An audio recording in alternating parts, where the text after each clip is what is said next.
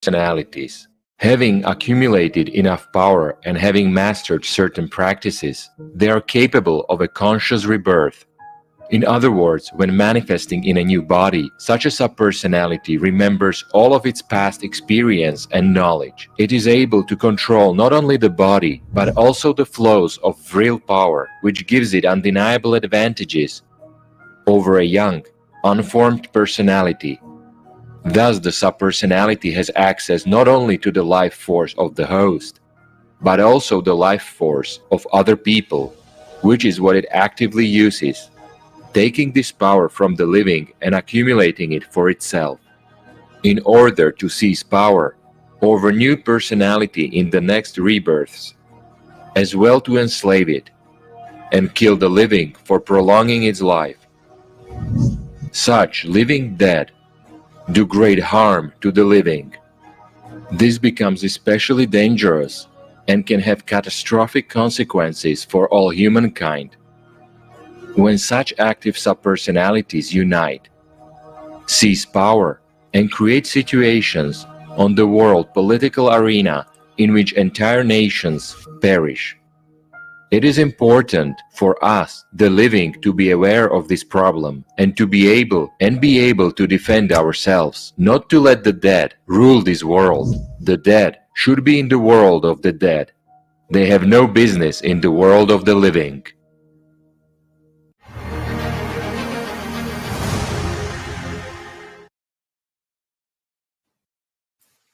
Über diese Information muss man ernsthaft This information needs to be thought about very seriously. So, a subpersonality may be sleeping, inactive, or active. Sleeping subpersonalities will be discussed in part 3 of our Kaleidoscope of Facts, while in this block we will look at the active manifestations of subpersonalities. One of such manifestations is the memory of past lives. This also brings us to the issue of reincarnation. Today we have with us Dr. James Matlock, PhD, author of Signs of Reincarnation, Exploring Beliefs, Cases and Theory. Dr. Matlock, we wonder, what mainstream science says about reincarnation, and what do you think about such a phenomenon? Is a very good, important question. I think it comes back down to the materialist philosophy that still rules most of our sciences.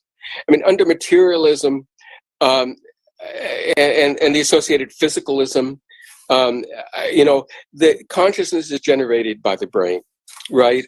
And so when the body dies, the spirit dies, consciousness ends.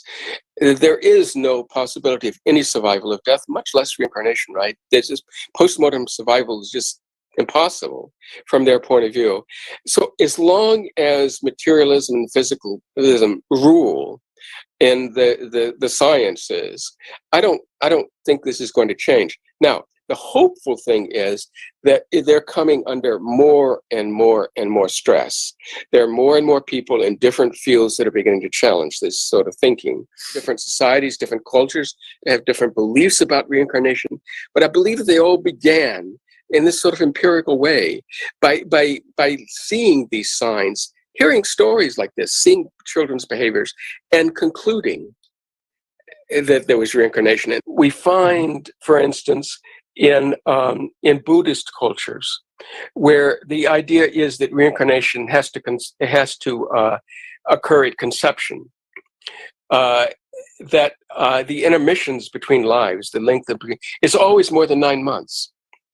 Whereas among the Druze people in Lebanon, Syria, that area, for them, reincarnation occurs immediately upon death into a child being born. So for them, ideally, there's no intermission period. And in their cases, the intermissions are much shorter. They're shorter than 9 months on the average. The median is 6 to 8 months in Druze cases. So you find beliefs then impacting the cases. And this is something skeptics like to say, oh, the cases then are simply responses to the beliefs. I mean, they're social constructions, and they argue along this way. But there's another way of understanding it too that Stevenson and I came to, and that is, if if there is such a thing as reincarnation, it's likely that when we die, our consciousness simply continues, right? It continues, our bodies die. Our bodies are what die, not our minds, not our consciousness. That continues. And so it would make sense then for the content of that consciousness to continue. Islam is quite interesting because there are two branches, of course. There's Sunni Islam and there's Shia Islam. And the Sunni are strongly opposed to reincarnation. The Shia, however, include several sects that do have reincarnation beliefs. And you find a lot of cases in those societies. One of them are the Druze people that I mentioned in Lebanon and Syria. Another that was studied by Stevenson to a great extent, are the Alevi in Turkey, central Turkey. But also some other ones like the Alawite in Syria. In Judaism, you find reincarnation beliefs. I've been to synagogues. I've heard reincarnation talked about. A good friend of my mother's died, and at her funeral service or whatever, a memorial service, there was a handout there that made an explicit reference to reincarnation. Now, I never talked to her in life about this. I don't know if that was her belief in life or how that became there, but this was a conservative synagogue, and so it's present in Judaism. Public opinion polls, both in the United States and in Europe, have shown that a good deal, maybe a quarter, of self-professed Christians still have reincarnation beliefs. So after death, our consciousness continues. Our body dies, but our mind's consciousness continue, and they continue through what we call death until the reunion with a new body, which, in my way of thinking, is simply a possession of that body. But that possession, it takes, the consciousness has to learn to work with its new body. It has to learn to work with its new brain. The brain has to mature.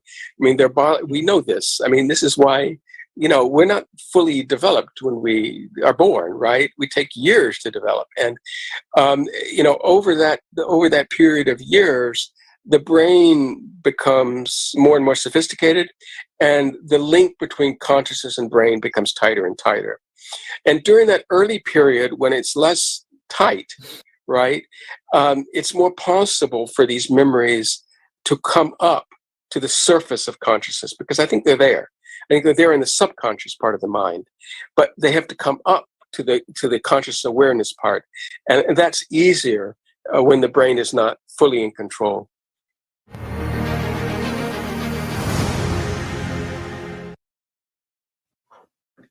Vielen Dank, Dr. Medlock. Ja, wie Thank wir you, sehen, Dr. Medlock. tauchen Erinnerungen auf. Yes, as we see, memories surface when consciousness is not yet so developed.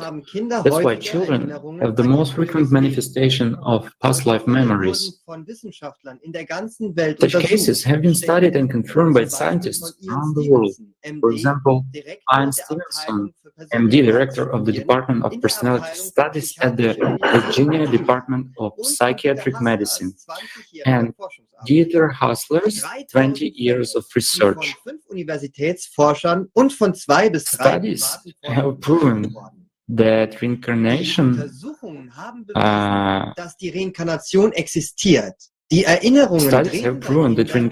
exists. As a rule, such memories appear when a child is 2 to 4 years old. Thousands of cases of reincarnation in children have been studied over 20 years. 2/3 of the documented cases have been confirmed. Was versteht man unter spontanen Erinnerungen bei Kleinkindern? Kleine Kinder erzählen ihren Eltern spontan von ihrem früheren Leben. Oft beginnen sie im Alter von 1 oder 1,5 Jahren zu sprechen. Wenn die Kinder später in der Lage sind, very often they speak about the age of 2 or 3 years, when later on they can articulate their words better, they can say something that can be checked. Usually the parents check and find the family which coincide with the family according to the data given by the child. Professor Dr. Jan Stevenson and 4 colleagues of this professor spent about 45 years on studying the issue whether it is possible to treat such messages and records as trustworthy and they can be treated seriously. The way how the previous person died is almost precisely described by a child. Various types of behavior and traits of character also comply with the traits of the past life. Also, the spots of the body comply with mortal fatal wounds on the previous body.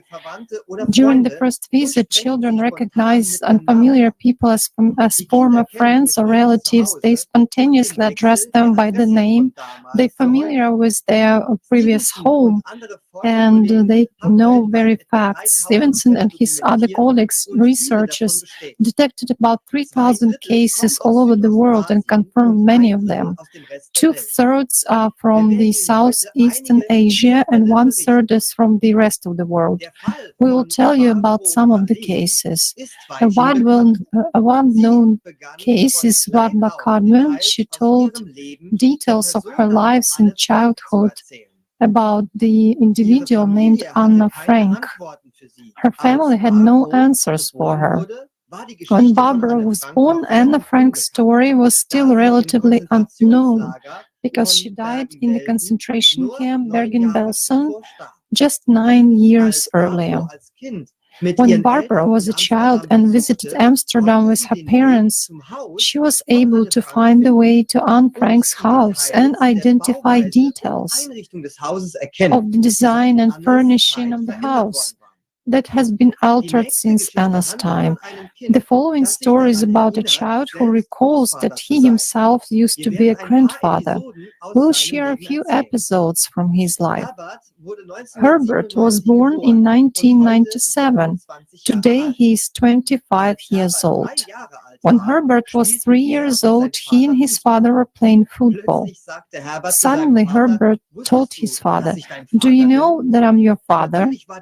Of course, the father was very surprised, but he took his son's statement quite seriously, unlike most German parents. Herbert's mother, on the other hand, was reticent and reluctant to accept the possible rebirth of her father-in-law. It was frightening to her. When Herbert was 3 years old, he asked, "Where is Aunt Tony?" His mother could not answer anything because she knew nothing about Aunt Tony, but his father explained Aunt Tony was his own father's favorite aunt, that is Herbert's grandfather, who died suddenly of a heart attack on March 16, 1976, at the age of 53. His aunt died even earlier in 1969. Herbert's parents assured that Aunt Tony has never been spoken of before. The father and his 3-year-old son drove the car to the cemetery where Herbert's grandfather was buried in the family grave. On this occasion, little Herbert remarked, "I'm already dead." And he added, "I've been dead for 20 years. Herbert's grandfather actually died 23 or 24 years ago. Herbert's parents received photographs of Herbert's grandfather and mother from relatives. The picture showed 6 brothers and sisters between the ages of 14 and 18. When Herbert first saw the pictures, he said, "Look, that's my mother." And he pointed to the picture of one of the girls. Herbert was 2.5 years old at the time. And Herbert was so young that he could not yet speak. When walking around Bielefeld, he would also point to a house and say, "Da, da." It was his grandmother's house. Of course, there was no need to explain this to the baby beforehand, nor could Herbert expect to understand it if he were explained.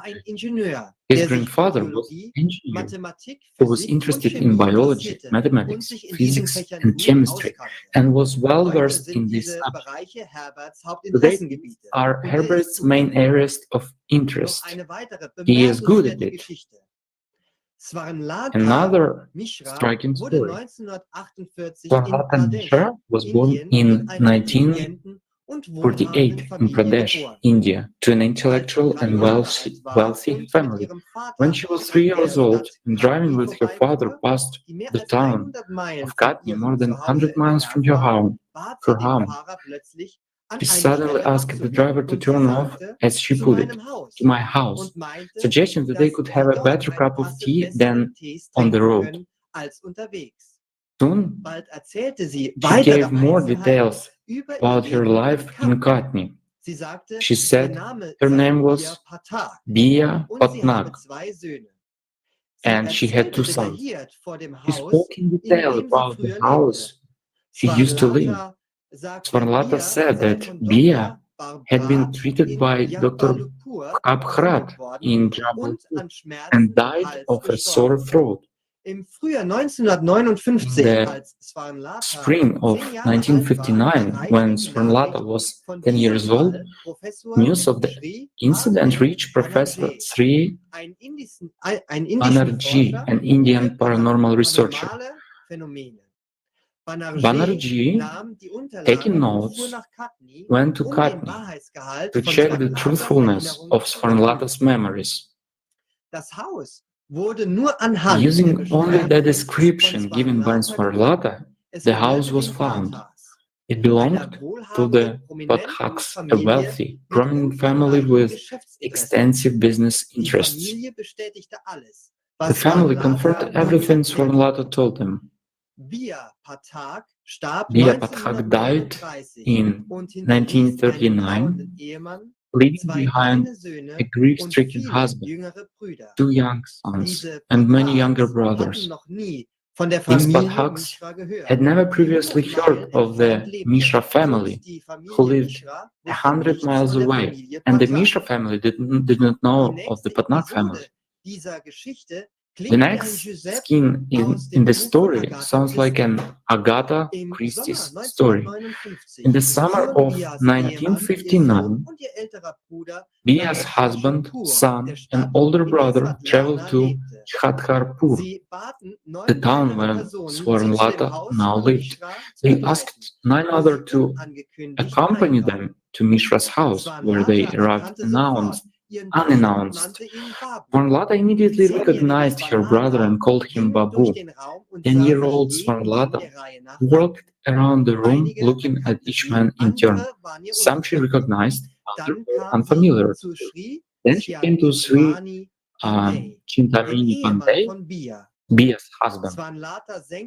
Swarnlata lowered her eyes and looked embarrassed, as Hindu wives do in the presence of their husbands, and said his name. Swarnlata also recognized her son from her previous life, whose name was Murli. When Bia died, he was 13 years old, but Murli wanted to test her, and so for nearly 24 hours he persisted that he was not Murli, not her son. Murli also brought a friend with him and said that he was Bia's second son. Swarnlata was just as adamant that he was a stranger, but that Murli was her son. Finally, Swarnlata reminded Sri Pandey that he has stolen 1,200 rupees, which Bia had kept in a box. Sri Pandey acknowledged it because only he and his wife knew about it. Paulino Martinez tells us about another case of reincarnation.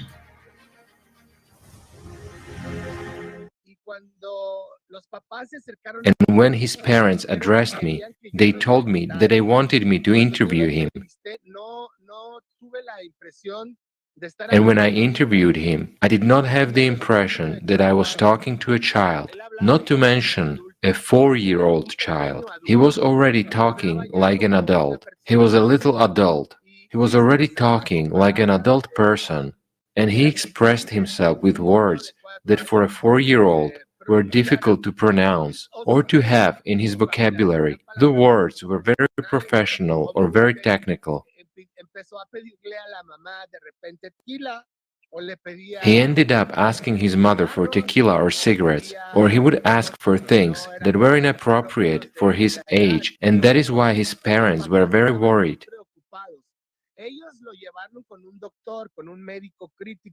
They took him to a doctor. The doctor examined him and said that the child was fine, that nothing wrong was with him physically. When he came to me, I remember that he was a person who was very open in many things in his life, but I wanted to do a test with him, and I asked him to take me to the place where he used to live, to the house where he used to live, and to show me where that place was. And indeed, he took us, his parents and me, to a house. And before entering, he began to describe to us the exact layout of the house, where the kitchen was, where the dining room was, where the bathroom was, and he even took us to the bedroom where he used to live.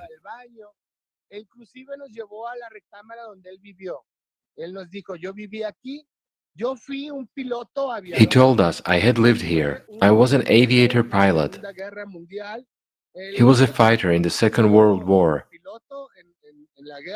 He was a pilot in the war, and he was American, North American. And in this area of Chapala, there are many North American families that came to settle down to this place after the war. Then he began to give details even of the plane, of the plane he had flown, and to our surprise, people took a photo album and showed us a picture of the pilot. And he said, "Yes, that's me." And we could see that this pilot was him, and we were very amazed.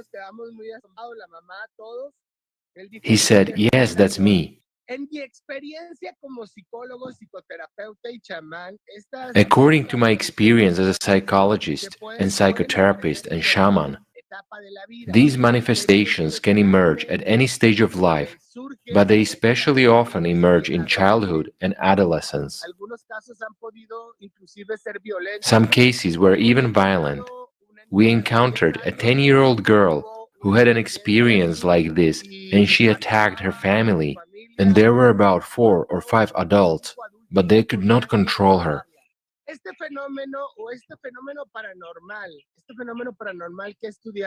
This phenomenon, this paranormal phenomenon that I have studied, in some cases, tends to be very similar to what psychiatry knows as a personality disorder, and also as a dissociative identity disorder. In other words, it's as if inside a person there are 2 personalities or 3 personalities, sometimes many more personalities.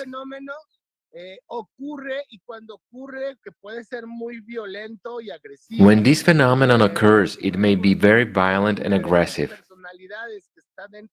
It happens because one of these personalities that are inside this person takes control over this person and makes him or her create such a type of situations which are very strange, but can be confirmed by science.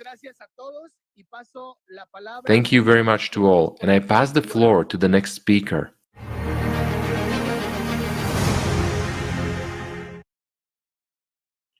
Vielen Dank, Paulino. Ich danke Ihnen Thank you, allen Paulino. für Ihre Aufmerksamkeit. I appreciate for your attention, and I pass the floor to the hosts. Thank you, Benjamin. This kind of fundamental research deserves sincere respect. So, we are now examining the issue of reincarnation, which proves that with the death of the physical body, human life does not end. Benjamin told us about cases when children manifested memories of past lives. Meanwhile, there are people who had near-death experiences. Jeffrey Long, doctor of medicine, radiation oncologist, and author of the best-selling book, Evidence of the Afterlife, The Science of Near-Death Experience, will tell us more about this.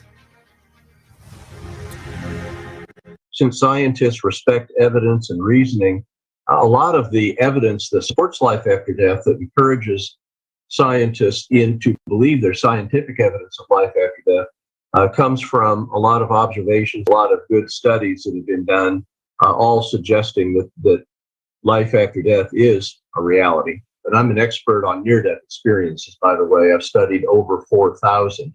So that's the scientific aspect of this issue that I know the most about. But understand, when you have a cardiac arrest, in other words, when your heart stops, immediately, when your heart stops beating, blood immediately stops flowing to the brain. 10 to 20 seconds after blood stops flowing to the brain, the EEG, or electroencephalogram, and that's a measure of brain electrical activity, goes absolutely flat. There's no measurable brain activity at all, even with very sensitive measurement devices, the EEG. So at that time, it should be absolutely impossible to have any conscious experience. And yet near-death experiences by the hundreds and hundreds report highly lucid, organized, and remarkably consistent experiences occurring at exactly that time, which are remarkably similar wherever they occur in the world. By every measure that you have as a doctor, they have no evidence of consciousness.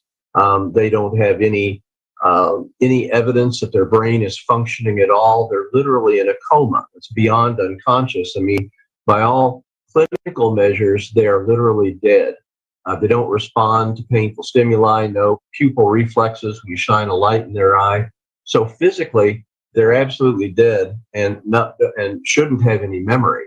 But where they're at least by what I've learned in near-death experiences, is that conscious part of them, some call it the soul, and I think that's the best word we have in the English language, that soul is apart from the physical body.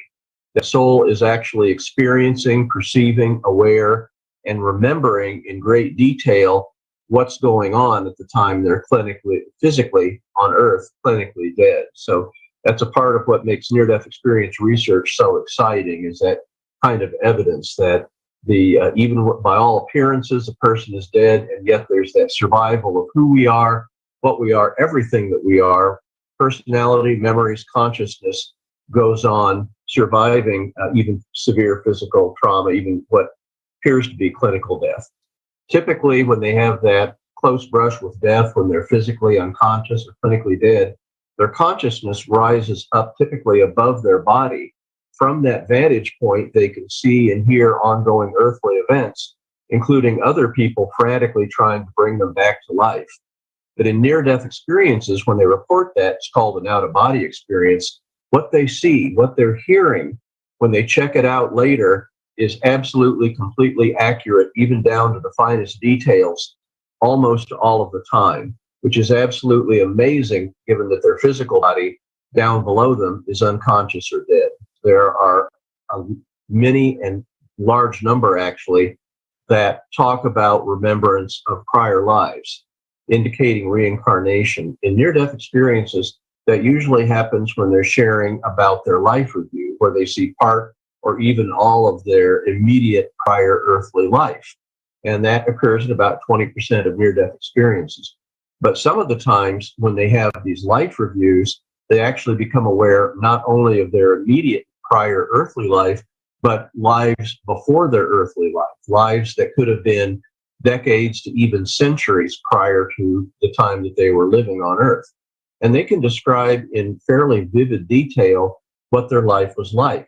Now, interestingly, when they describe these prior lives in near-death experiences, they're not like Cleopatra or anybody famous. Essentially, always, they're people from every walk of life, very mundane, typical lives, but decades to centuries occurring previously.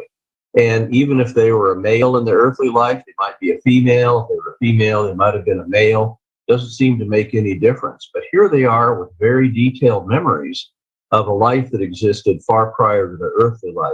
And to me, that's very powerful evidence of reincarnation. There's also quite a bit of good scholarly research, scientific research, that also converges on an understanding that reincarnation is real. And the scholarly phrase is cases of reincarnation experience. And there's a pretty good body of literature that corroborates what's being shared in near-death experiences, that reincarnation indeed is a reality.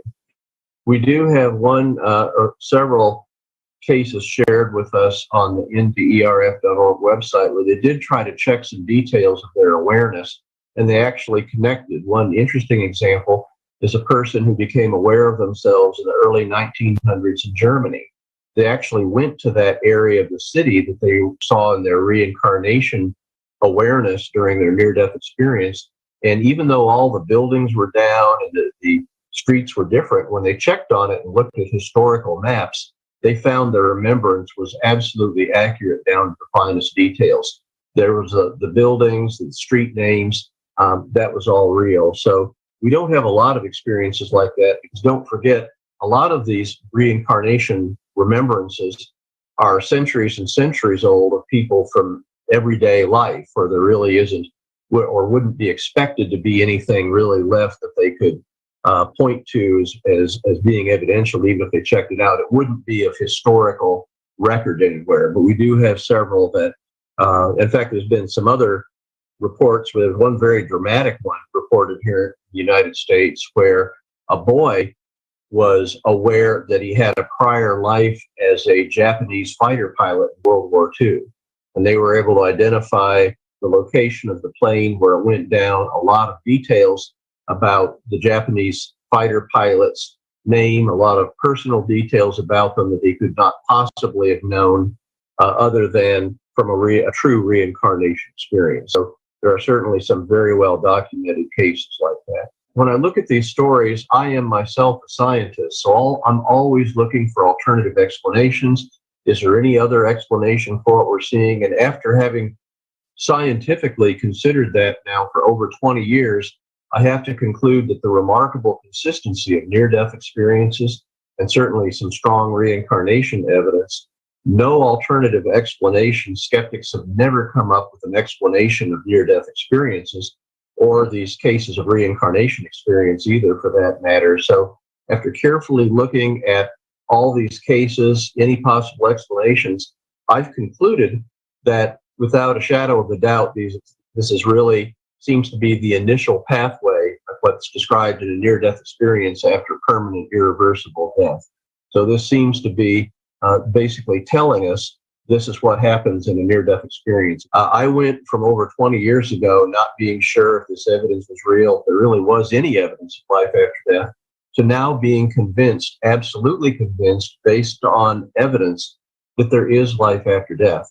So this has affected me personally as a physician. Now, as time goes on, people change in near-death after a near-death experience. It's called after effects, a very consistently observed pattern of value and belief changes following a near-death experience. And not surprisingly, they become much more loving, much more compassionate, less materialistic, more focused on interpersonal relationships.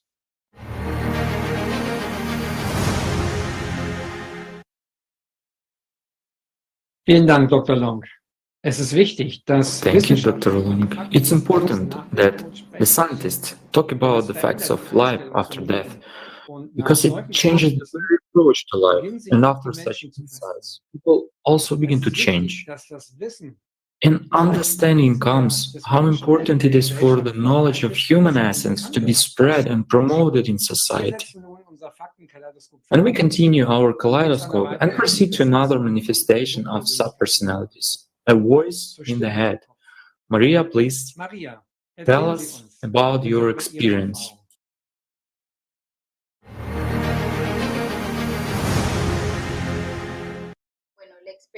Well, the experience started at a time when I made a decision to change many things in my external life, to get rid of them or leave them there and start working on my inner component.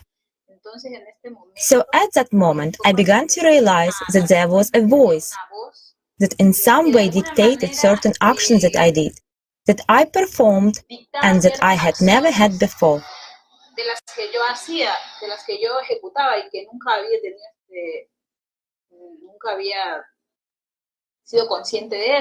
I had never been aware of that before, but this voice began to sound.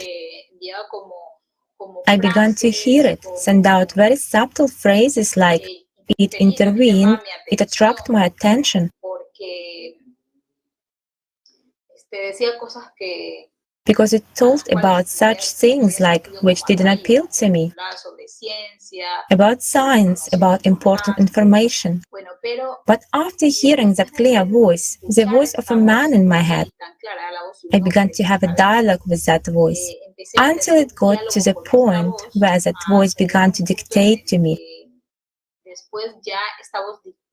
many of the actions I was taking. I started to keep away from people and spend a lot of time in conversation with that voice in my head in my room. It was a very reasonable dialogue, like a dialogue between two people in the beginning. Only later I realized that my body, or practically I myself, was doing what it told me, what it ordered me to do almost unconditionally.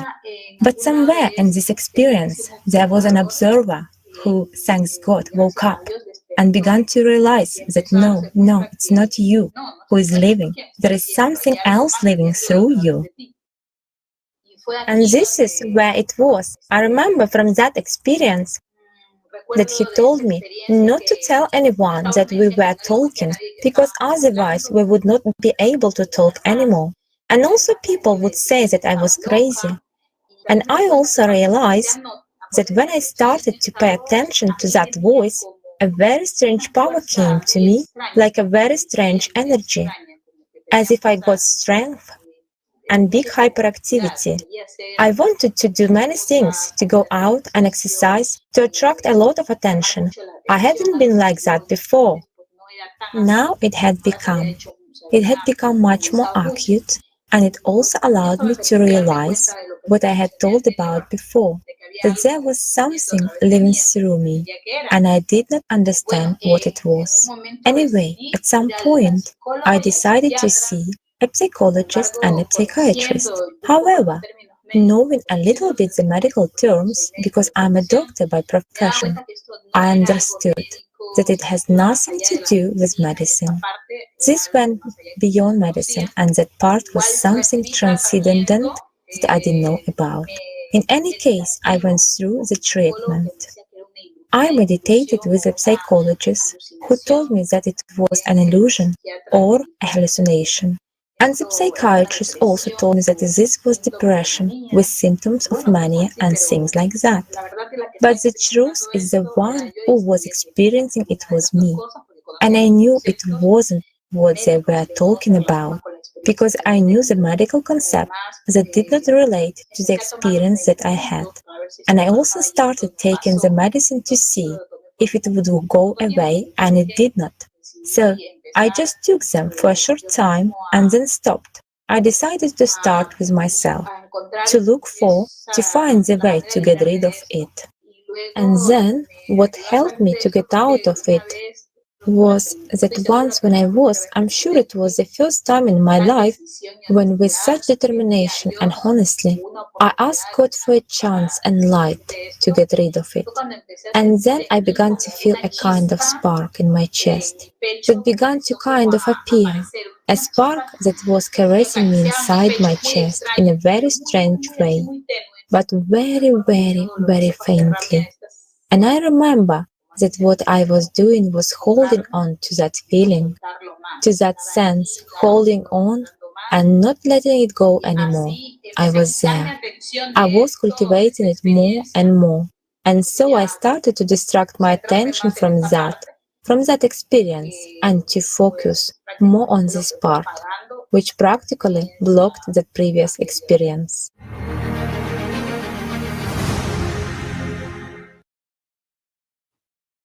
Thank you very much, Maria.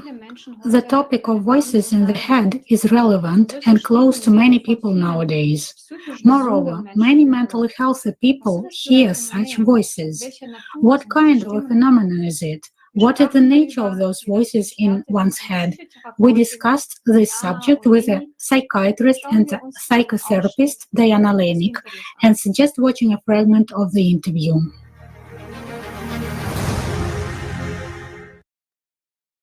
To date, psychiatry has accumulated many facts of unexplained behavior of people which are considered mental deviations. But if we have a look at the criteria of norm and pathology, the line is so thin that it is sometimes very difficult to distinguish one from the other. For example, one of the most frequent and prominent symptoms of almost any mental disorder is a voice or voices in the head that control people's behavior and are perceived by people as a violent influence imposed by someone else's will. But the behavior of most people in our society is also controlled by a voice in the head, which people perceive as a stream of thoughts generated by their own brain. Most people, I mean 99% of people, that is, each person hears a voice in his head, his own voice. But those people who have been given a psychiatric diagnosis at some point begin to perceive the voice in their head as extraneous, alien, and not of their own. And often they hear several different voices at once. For example, a man can hear a woman's voice or a child's voice, and a woman may hear men's voices. They may be voices of those who they know and of strangers, but all patients know that these voices have a very strong influence on their behavior and that it is very difficult for them to disobey these voices. Meanwhile, people who are considered normal constantly obey the voice in their head, and this doesn't cause them any resistance.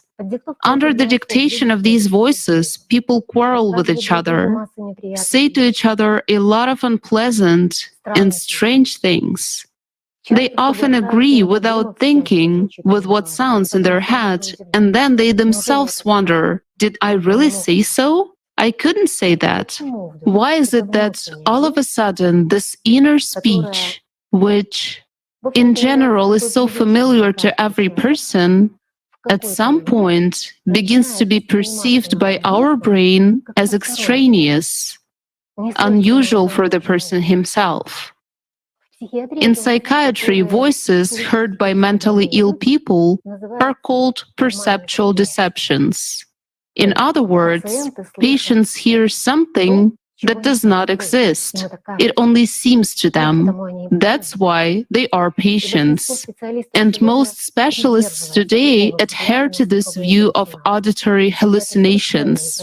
Although this does not clarify the nature of the phenomenon at all and does not help people at all, but in every science, there are true scientists, true researchers who are not satisfied with existing dogmas, especially if they don't work, and continue to search for the truth. One of such scientists was Gennady Pavlovich Krokalev. He, like many of his colleagues, could not fail to notice that the voices that sound in his patients' heads are subject to the same physical laws of acoustics as any other sounds and voices that every person hears, meaning they have power, volume, timbre, and localization of sound. Another objective evidence of auditory hallucinations is the plugging of ears in any way by mentally ill people themselves. There are many such observations in every psychiatry textbook, and there are many such observations in the experience of any psychiatrist. So what happens? When people have auditory hallucinations, a lot of patients try to plug their ears with their fingers or a cotton swab or breadcrumbs. Often they pull a cap tightly over their head to cover their ears and go to sleep that way. They try to cover the ear canal, the external ear canal, in any way they can. Then the auditory hallucinations may subside for a while. A German researcher from the Federal Republic of Germany, Jens Blauert, writes, "There is a widespread view that an auditory object is caused only by sound excitation. It is known, however, that auditory objects' sensations may also arise in the absence of obvious mechanical vibrations or waves. For example, auditory hallucinations, music, noises in hearing-impaired people, or auditory objects caused by artificial irritation of the auditory nerve." There are many observations that external noises and sounds affect the dynamics of auditory hallucinations. Patients often try to drown out the voices that they hear in their head, for example, with loud music, or by watching some program, or they go to a very noisy place. There are many observations that various external noises and sounds, in example, murmuring water, footsteps, ringing bells, the sound of a radio, can provoke or intensify auditory hallucinations. Based on these and many other observations and various studies conducted by psychiatrists and specialists working with auditory perception, Krokalev hypothesized that auditory hallucinations, which patients hear, can also be heard by people around. And they may not just be heard, but they can be recorded with a tape recorder. He carried out a number of very interesting and I would even say bold experiments. And he managed to prove that voices heard by mentally ill people really exist. For example, he noticed that if an electric current of 913 volts was passed through earlobes, the voices in one's head began to sound louder. Krokalev took 2 rubber tubes from a phonendoscope. One end of the tubes was in the patient's ear, and the other end of the tubes was in the doctor's ear. The experiment took place in a quiet room. He stimulated the earlobes with an electric current, and when the patient confirmed that the voice became stronger, he would ask them to close their eyes and concentrate on that voice in their head. And he himself began to listen harder to the sounds in the phonendoscope. And he managed to hear what his patients heard. The experiments were repeated several times. The next step to prove that these voices really exist was to record the voices on a tape recorder. I will not now describe the methodology of this experiment in detail. It is described in the monograph by Krokalev, Biophysical Mechanisms of the Pathogenesis of Auditory Hallucinations. I will read out the conclusion he came to as a result of these experiments. A previously unknown pattern has been experimentally established that in auditory hallucinations there is a reverse transmission of auditory information from the center of the auditory analyzer to the periphery with the emission of sound vibrations of patients' voices from the quotium organ, which has been objectively recorded by means of a tape recorder on magnetic tapes. Interestingly, similar experiments were conducted in Italy by 3 Italian parapsychologists, a professor, a doctor, and an engineer. It is described in Sergio Conti's article 1982, Psychophony of Voices in Auditory Hallucinations. Interesting experiments were carried out by Zdenek Radek in Prague in the 1970s. He was a president of the International Association for Research of Psychotronics. As a result of his experiments, he came to very interesting conclusions that a human body can function like a radio. In other words, our brain functions as a receiver that receives waves and converts them into speech, which is exactly what Krokalev proved by recording patients' voices on a tape recorder. But the most important thing that Krokalev proved with his experiments was that the voices heard by mentally ill people really exist. It is not something that seems to them. Someone really speaks to them. What remains to be discovered is who. In fact, it is not difficult to verify. For example, with the electroencephalography method. This method, which is already well known to many people, can today completely change the approach to understanding the nature of mental illness in general and make a truly revolutionary breakthrough in understanding who a person really is, what is life and what is death for a human. Electroencephalography is a method of recording the wave activity of the brain. There are clear patterns of changes in the wave activity of the brain starting from birth and up to about 18-19 years old, when the electroencephalogram becomes consistent with the norms of the wave activity of an adult. Why am I saying all this? Because you can tell the approximate age of a person from the electroencephalogram of the brain, and you can tell whether it is from a child, an adult, or an elderly person. The point is that each person's encephalogram is strictly specific and not repeatable. Today, the encephalograms of the mentally ill are studied in comparison with the encephalograms of a healthy person, meaning with what it should be in the norm. Definitely, certain changes are found, but there are no clear markers to date that allow us to say whether it is schizophrenia or depression or another mental illness. In most cases, the encephalogram allows us to say that a person is in some kind of strong emotional state, and we can even identify in which one. But it would be much more interesting to study one person's encephalogram in dynamics. For example, we took an encephalogram from a person who hears voices in their head, a mentally ill person. It is strictly specific one.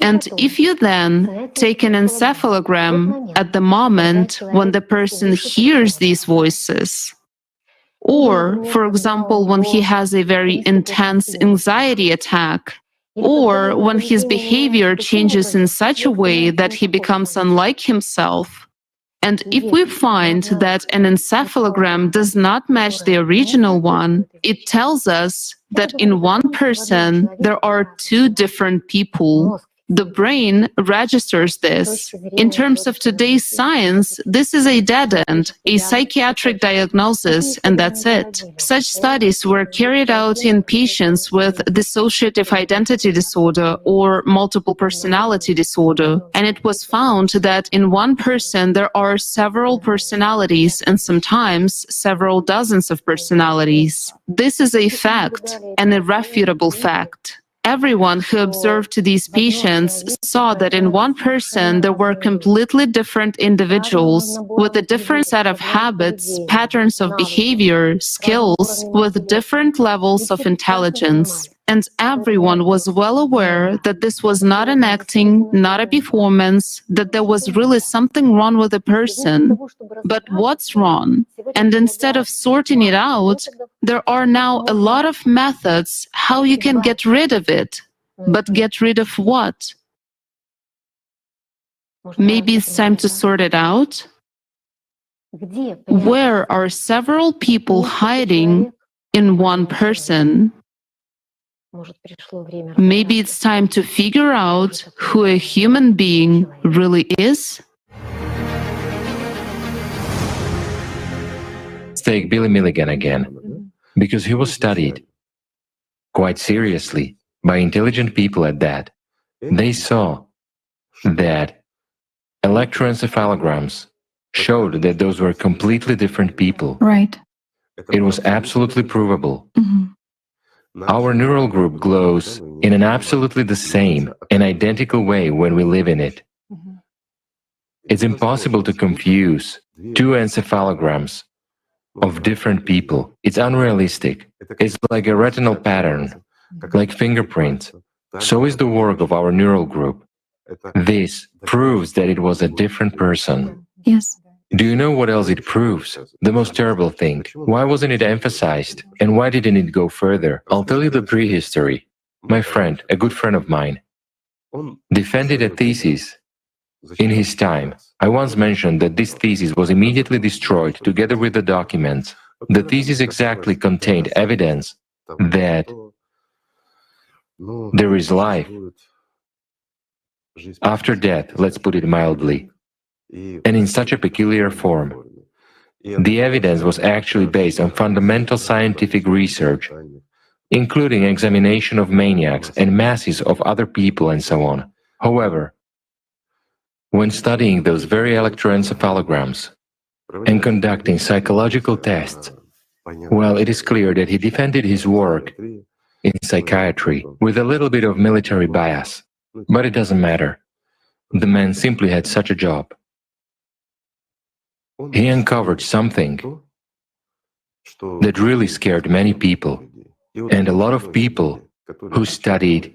In fact, he and I met people who studied maniacs, psychiatrists, investigators, and the like. They understood perfectly well what was going on, but all of them were scared. Do you know why? I'll give you a simple example. You and I can talk, but not a single scientist can officially come out and talk about this. Why? Because the opinion of an authoritative scientist who shows and tells it all based on evidence would be a disaster for this world. Well, the fact that we say this, well, it is us who say it. It's our personal opinion, right? Can it really affect this world, so to say? Now look here. If an electroencephalogram changes when personality is replaced, it means that our brain is merely a tool that performs the function of receiving and transmitting information. Let's say it's a young superstructure, while the ancient one plays the role of that very animal brain like that of monkeys. Do I make myself clear? The brain indiscriminately retransmits everything that is given to it without any critical analysis. Absolutely right. So I'm saying it once again. Do I make myself clear, friends? In other words, a human being is something much more complicated and totally different than what we are used to. And this knowledge is so dangerous, strikingly dangerous. Why? Because it undermines everything. All institutions simply collapse. I'm not even talking about healthcare and psychiatry. Definitely, there are plenty of problems. Firstly, politics. Secondly, I emphasize all religious institutions simply stop functioning the way they used to function. To put it mildly, why? Because the foundation and the main support in all religions is the after-death fate and people's disbelief in it. There is a play, interconnection, and so on. Well, in this case, it turns out to be pure knowledge of that. Pure knowledge. It turns out that life after death exists. It turns out, my friend, that you will not die. And you have the right of choice to choose life eternal or to become a subpersonality.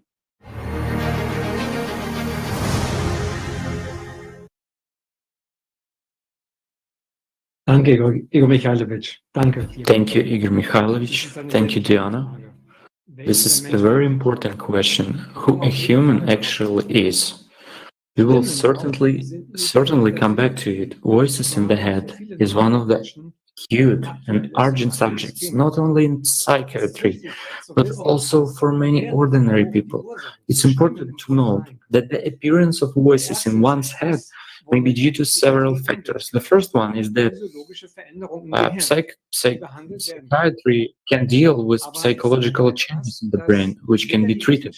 But there is something that neither science nor healthcare can cope with, because the source of voices in one's head may be invisible energy and information entities of parasitic nature. Feeding on a person's life energy, they attack him and take his energy away. Yes, David, you're right. They may be divided into two categories by the impact on a human. Those who attack from the outside, shadows, conducts, demons, and those who attack a human personality from within, subpersonalities. Since subpersonalities are a film on a person's soul, the attack will come from within. We won't discuss in detail the classification of all these invisible entities. There are so many of them, indeed.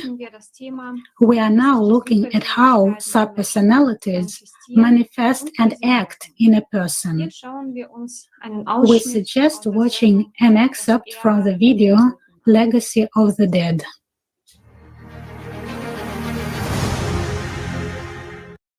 A lot of things may influence a human.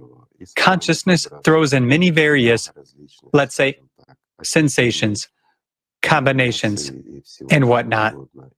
We see mirages, there may be hallucinations, and all sorts of things, right? Consciousness plays with us through emotion very strongly as well. However, there are such states when it is indeed a subpersonality that manifests itself. How is that manifested? Tatiana has just explained. It's when a person feels that some kind of emotion has been triggered. He becomes distracted by that emotion. He takes offense at someone or something else, whatever, or somebody has hurt a person. Then on one hand, he thinks, I should react. But on the other hand, it's not nice. And he feels that inside, exactly from inside. Something rises as if from his chest and overwhelms him. What are the indicators? Narrowing of consciousness, inability to actually change the situation. When you are aware and understand, but your body is already yelling at someone, getting into a fist fight, or let's say, behaving not quite normally. A person observes that, sees it, he is aware of it, and he understands that it is him who's doing it. But at the same time, he understands that it's not him who is doing it. At this point, sort of a split occurs. As personality, he already sees what is happening. Again, his consciousness simply doesn't function.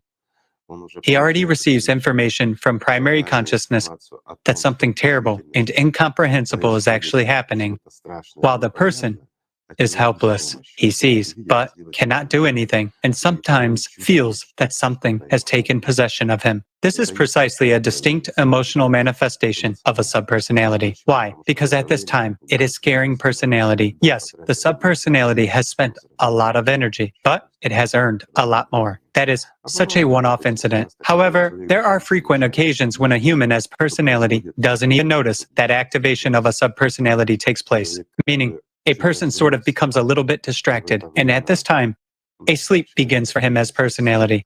But an outsider sees that the person drastically changes at that moment. In other words, he changes absolutely. Even his facial expression changes. Everything changes. His character and voice change. The picture has changed. There is a different individual who is saying completely opposite things. A minute later, that person returns as if nothing has happened. He is told, you said that, but he doesn't believe it. He says he didn't say that. In psychology, they blame it on a split personality in the psyche and many other factors, while in fact, if we take an electroencephalogram of the person at this time, we will see that these are two absolutely different people.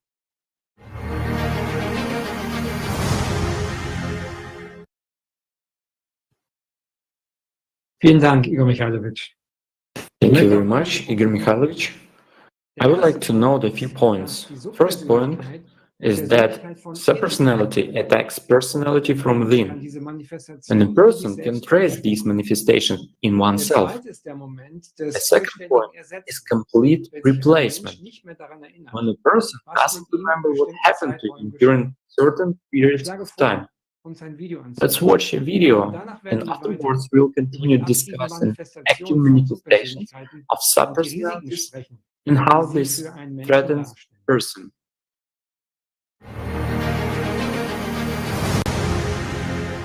Soul, perhaps the most mysterious and unexplored structure in the human body. Millions of believers for many thousands of years have been putting a lot of effort into saving it. But what do we save it from, and what do we know about it at all? According to religious teachings, the soul comes into the body at birth and leaves after death. What does science say? Leafing through an anatomy textbook, we will not find any mention of the soul. But if we dig into history, we can find one very interesting experience. In 1007, Duncan McDougall hypothesized that since the soul is the source of vital energy, it must have mass. Then followed a series of experiments in which McDougall measured the weight of living beings at the moment of death. As a result of his experiments, he found that the weight of the human body decreases by several dozens of grams. Meanwhile, the weight of the dog's body did not change in any way at the moment of death. The question arises, what happens to the soul after the death of the body? To answer this question, it is necessary to understand what function the soul performs. The soul is the door to the world of God. If personality during the lifetime has fused with the soul, passed through the door, a qualitatively new being is formed, which we call an angel. But if the fusion did not happen, the soul goes to another body, and the consciousness of the deceased forms a film on the soul, experiencing the torments of hell. Now, let us mentally travel back to 1977, the year when a world-famous maniac was tried for robbery and rape. As a result of the trial, the defendant was acquitted with a diagnosis of multiple personalities. Further examination revealed that 24 people were imprisoned inside one body. More precisely, it was not people themselves that were imprisoned, but their consciousness, with all their habits and skills. In certain situations, they could connect to the body and control it. For example, one of the imprisoned is a communist, an expert in weapons and ammunition, in charge of physical form. He possesses extreme strength due to the fact that he knows how to control the flow of adrenaline. The other is an expert in science and medicine, with an emphasis on hematology. He taught himself Arabic and Swahili. Using logic and deduction, he figured out that he was not alone in the body and figured out the other subpersonalities. An interesting fact is that once different consciousnesses connected to the body, it dramatically changed its appearance. Everything changed, right down to the smallest detail, posture, gait, look. That's why the world-famous maniac Billy Milligan was acquitted. In the course of the trial, it became clear to the investigation that to master all the skills that the defendant possessed, one life was not enough, and consequently, that wasn't Billy who committed the crimes, but those who seized power over his body and controlled it. It still bugs me when they call me Billy, but I don't say much. I don't say anything really. But I'm not Billy. It sounds like science fiction, but unfortunately, it is a reality supported by scientific evidence. Multiple experiments during which an encephalograph was connected to the defendant showed that during the connection of different consciousnesses to the body, different parts of the brain became instantly active, which is unusual for ordinary people. And now let's sum it up. All the subpersonalities inside Billy died a certain time ago, and according to religious beliefs, after death, a person goes either to heaven or hell. Since there were rapists and murderers among them, the answer is self-evident. All of them are obviously not in heaven. As of today, there are a lot of cases of manifestation of dead people in living bodies. In many cases, these are children. Some of them remember their past lives. Some speak a language they could never hear. Others are lunatics who, after waking up, have no recollection of what has happened to them, and only in rare cases subpersonalities do manifest themselves in adulthood. After what you've heard, there is only one question: how not to get into such a situation yourself and close the door to the other world? Or is there no door, and we ourselves are the carriers of the other world? Since ancient times it was known that hell and heaven are inside a human. Omar Khayyam talked about it. Hell and heaven are in heaven, say the bigots. I, looking into myself, was convinced of a lie. Hell and heaven are not circles in the palace of the universe. Hell and heaven are two halves of the soul. Read more about how a human is designed in the Allathyar book.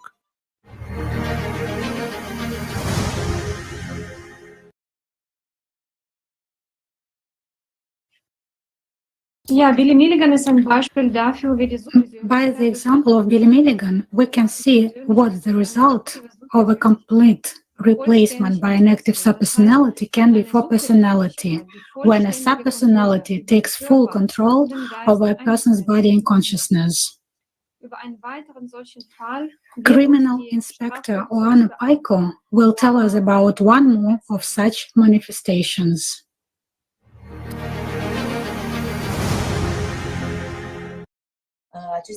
These manifestations are usually very rare. Over decades of practice, there were one or two cases. At least in my practice.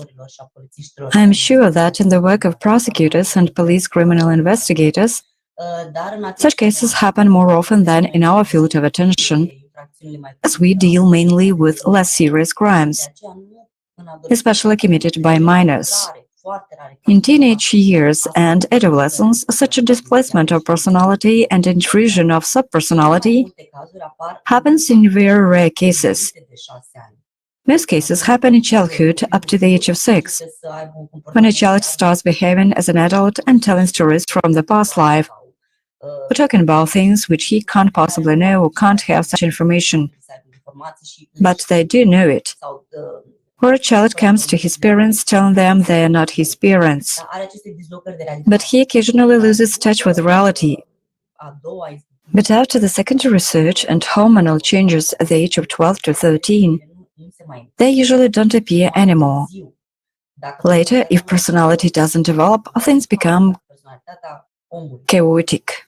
If a child's personality isn't formed enough, then yes, such manifestations can happen. A recent case, an adult man of 36 years old, who was asked to make an assessment and prepare a report. He is an accused at the trial process and he will be sentenced. As a rule, we receive requests for adults in serious cases only. In case of felony, but here we have the attempted aggravated murder. This means that actions of that man could have led to death, but luckily the victim survived.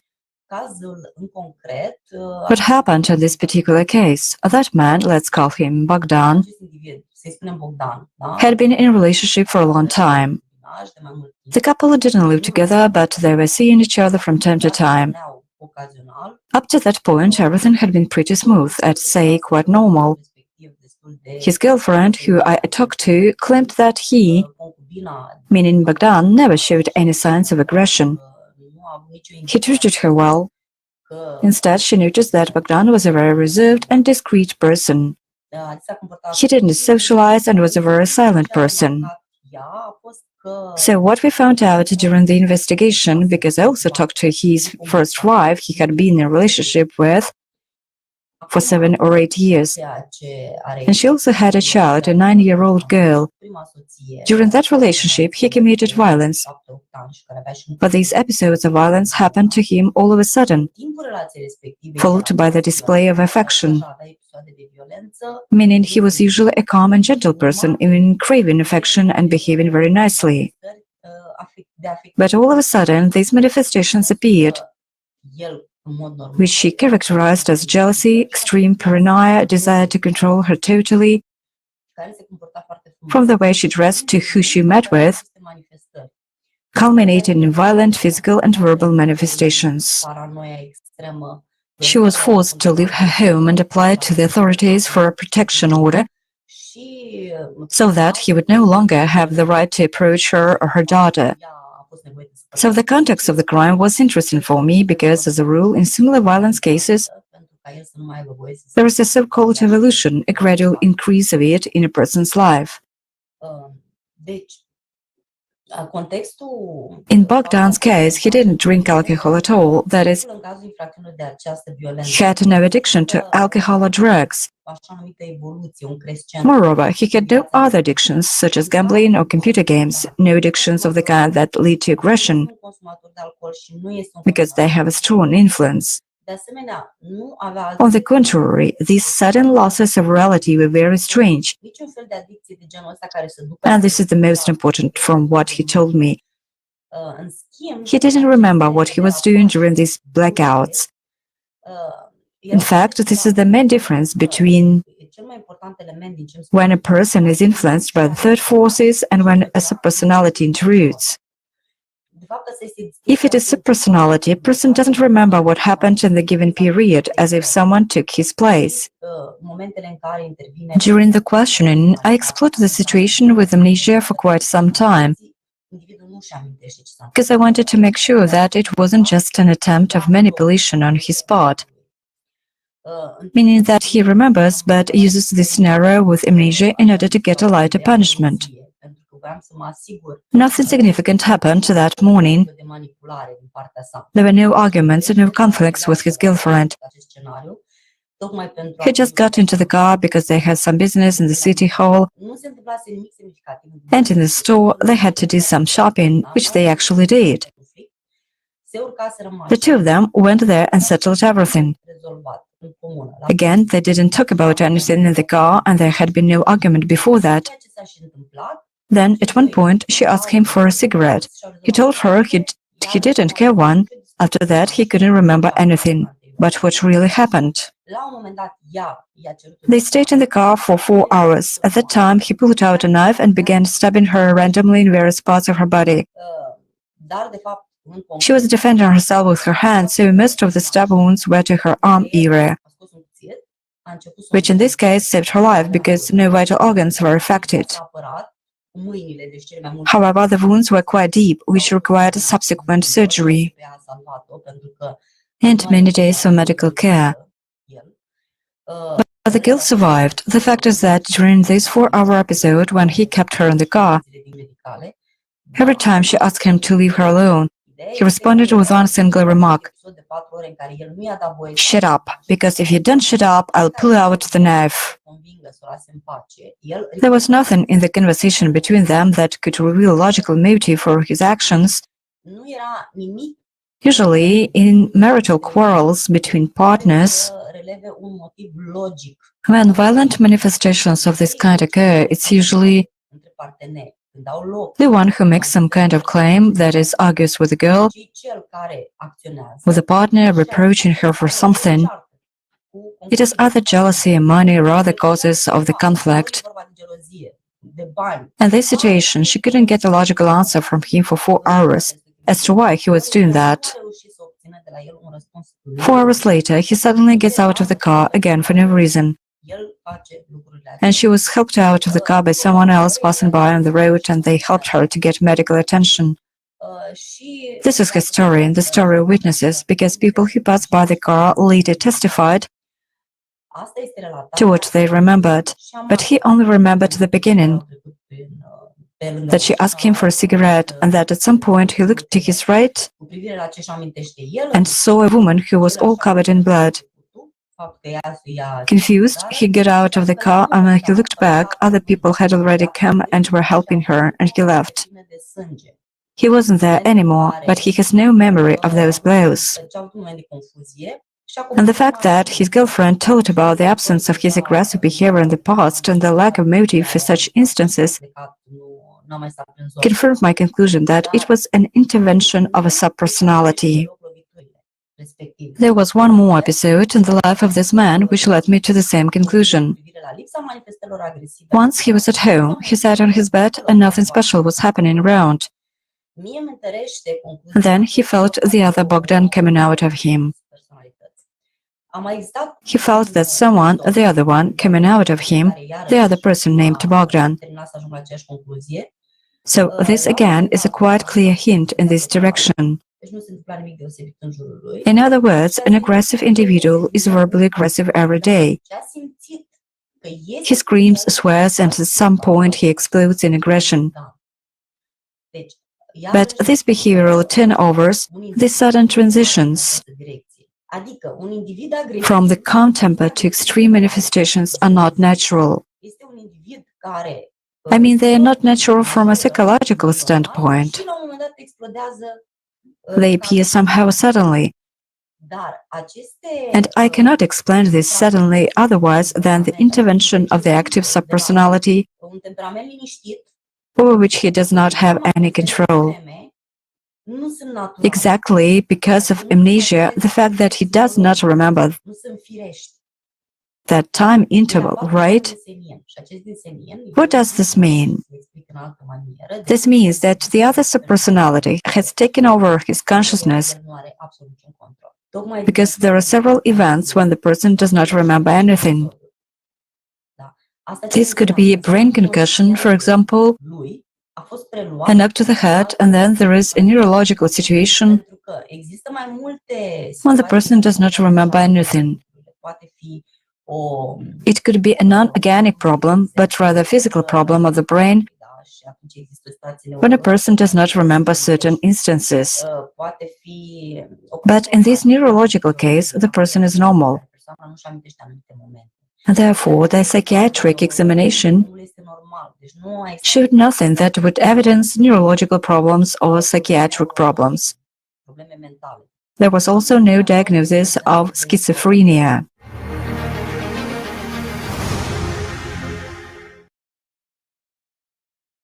Wir können sehen, wie schrecklich dies ist und welche Folgen das Agieren der aktiven By the example, Menschen hat, wenn eine we see how vollständige frightening is this and what the consequences are when an active subpersonality acts in a person with a complete replacement. Questions arise. What factors may contribute not only to the manifestation, but also to the emergence of such active personalities in people?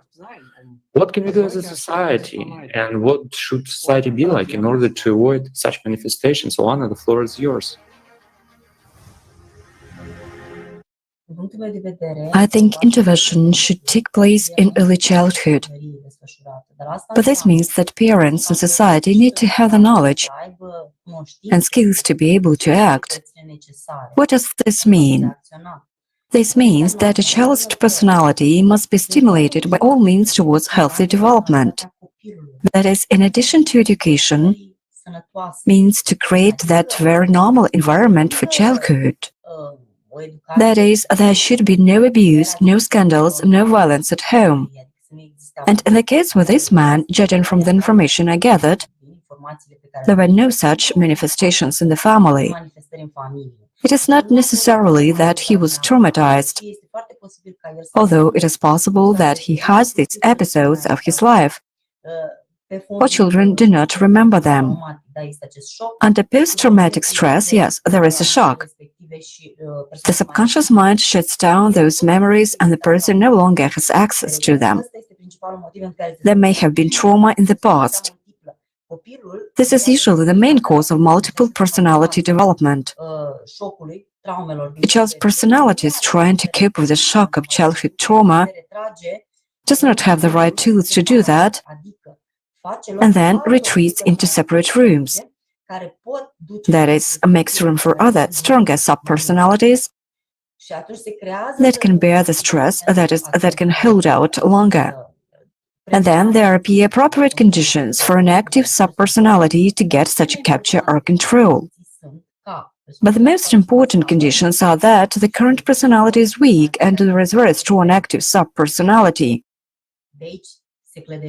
Traumas, poor education, lack of spiritual upbringing also make a big contribution. These are the factors that affect in the first place. Again, various negative factors can arise in the school environment because there is bullying. There is peer pressure, there is pressure from teachers, and in general there is pressure from all sides, especially towards the current generation. Social media, the internet, exposure to obscene content, violent content all over the internet, in social media, in films. So this is additional pressure that other generations didn't have. It's very important to emphasize this. There have always been traumatic situations in families. There have always been dysfunctional families. There have always been weak personalities and stronger active subpersonalities. But there has never been such pressure from society as there is now. And there has never been pressure from the internet and television, which have come and become a cherry on the cake, so to say. Yes, all this contributes immensely to reinforcing the other aspects.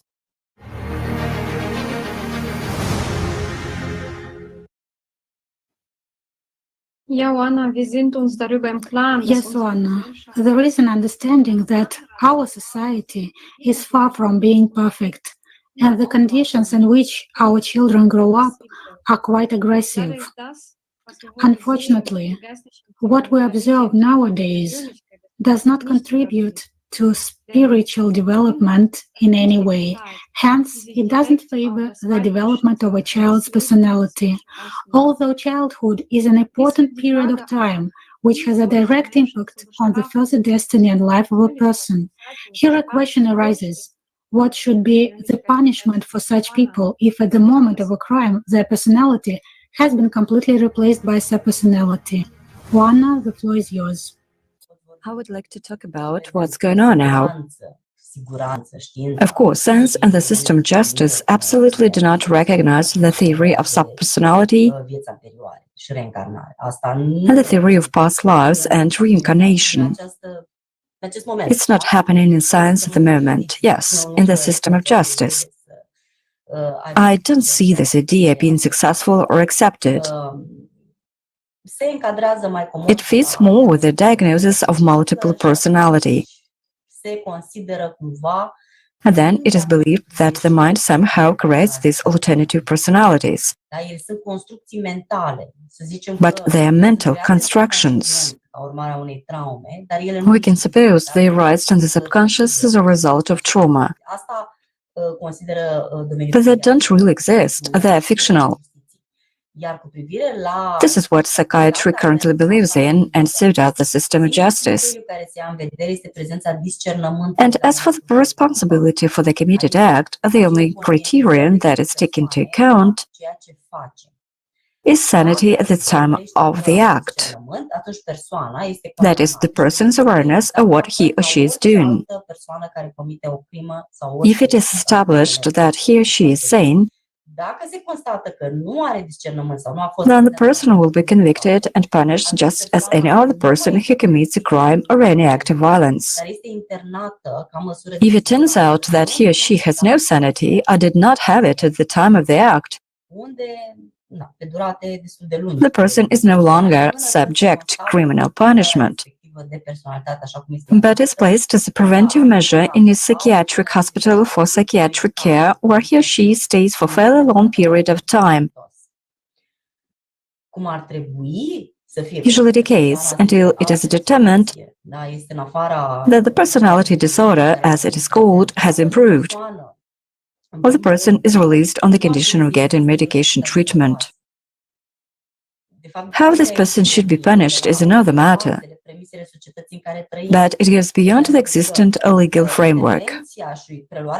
Such a person should not exist in a healthy society at all. In fact, it all starts again with what conditions are created in the society we live in. Because the interference and seizure of control by an active subpersonality implies that the present personality already has big problems. And then, first of all, we have to prevent this kind of context, these prerequisites, in order not to get into such a situation. If this happens and it is found that another subpersonality acted, then I'm not in favor of the idea of punishment.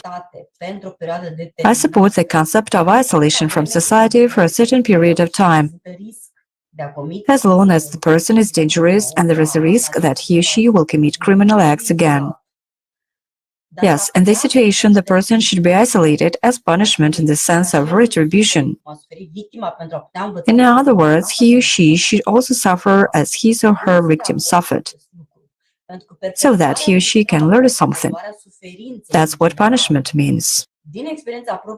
Actually, I don't agree with that, because from my experience, prolonging trauma and prolonging sufferings do not lead to good results. The idea is to change a person's mental and emotional context.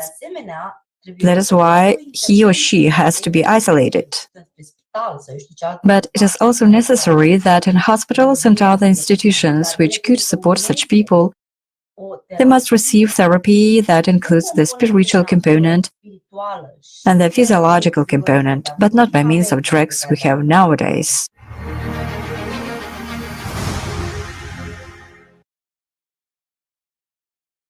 Danke, Oana. Sie haben bereits das ernste Thema des Unvorbereitetseins. Thank you, Anna. You've touched upon the serious topic of our society's unpreparedness to respond to such cases. That's a subject for a separate conversation. Now, we would like to return to how it is possible to detect and prove the presence of several active subpersonalities in one person. Frank Putnam, MD, Professor of Clinical Psychiatry, Psychiatry at the University of North Carolina School of Medicine, will tell us about his research. Dissociative identity disorder, formerly known as multiple personality disorder, belongs to a group of disorders we call dissociative disorders. But what really we should think about them as childhood post-traumatic stress disorders, particularly as a result of early childhood trauma, usually before age 6 years old. Now, how many people have them? We don't really know. When we do epidemiological studies, we find that maybe about 1% of the population has them, making it about as common as schizophrenia. It's caused by very severe early trauma in childhood. What you're talking about is what we call a switch, where they switch from one identity state to another identity state. And often that's manifest by the person becoming very different. They may look differently, their voice may sound differently, they may have forgotten what they just said before. They might get, all of a sudden, an emotion comes out of the blue. They've been talking to you pleasantly and suddenly they're very angry with you. But the way you really tell is not by what you see in front of you, but it's by the person's experiences. Have they had a period that they bought and they have no recollection of buying them? So what we look for is what we call perplexing forgetfulness. Dissociative amnesia is amnesia for complex behavior that the person doesn't have any recollection of. They might lose 2 or 3 days that they have no memory of at all. And then people say, well, you know, you did this or you did that, and they don't recall any of that. It's often we can get to the memories of what they did using hypnosis. Memories are there. They're not what we call retrievable. The person can't remember them. Sometimes they may have those memories occur spontaneously for them. That's a cardinal sign that they have these amnesias for complex behavior. They're often, when I say complex behavior, I mean getting in a car, driving places, interacting with people. It's not simply that they're passed out, but they're actually out in the world doing things. They just have no memory later. They do have physiological changes that occur. When we see a switch, when we switch from one personality to another, often we'll see a change in the EEG, we'll see a change in heart rate. Very often heart rate is a very one that's pronounced. We'll also see changes in their face. Their face expressions will change quite dramatically sometimes, so that you almost wouldn't recognize this person as being the same person. We see changes in what they call galvanic skin response or the electrodermal response. So we see a variety of different changes. They're like the changes that you might see in somebody who goes from being calm to being angry. That is, the body changes a lot of physiology. It's not magic. It's the same kind of change we see when a depressed person becomes manic, or when a person goes from normal state to having a panic attack. Their heart rate will change also quite dramatically. But we do see these changes when they switch personalities. And the thing that makes them sort of unusual is that we can often have them do it on command. So we can take them into the laboratory and we can wire them up, and we can say, I'd like to talk to Jenny. I'd like to talk to Ralph. I'd like to talk to George. And then we see those changes occur on command or on request.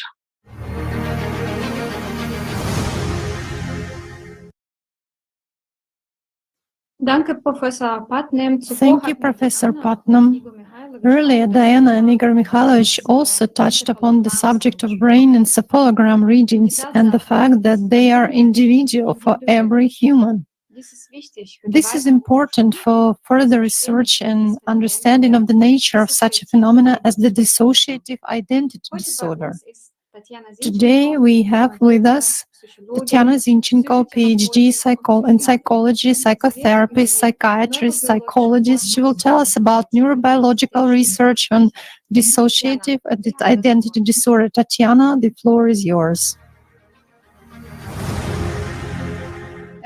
Dear friends, I'll provide a brief overview of neurobiological research of dissociative identity disorder, previously referred to as multiple personality disorder, is a very mysterious and uncomfortable phenomenon in psychiatric practice. So far, its causes, mechanisms of occurrence, and consequences for human life and development are not clear, and this is despite many clinical and instrumental studies.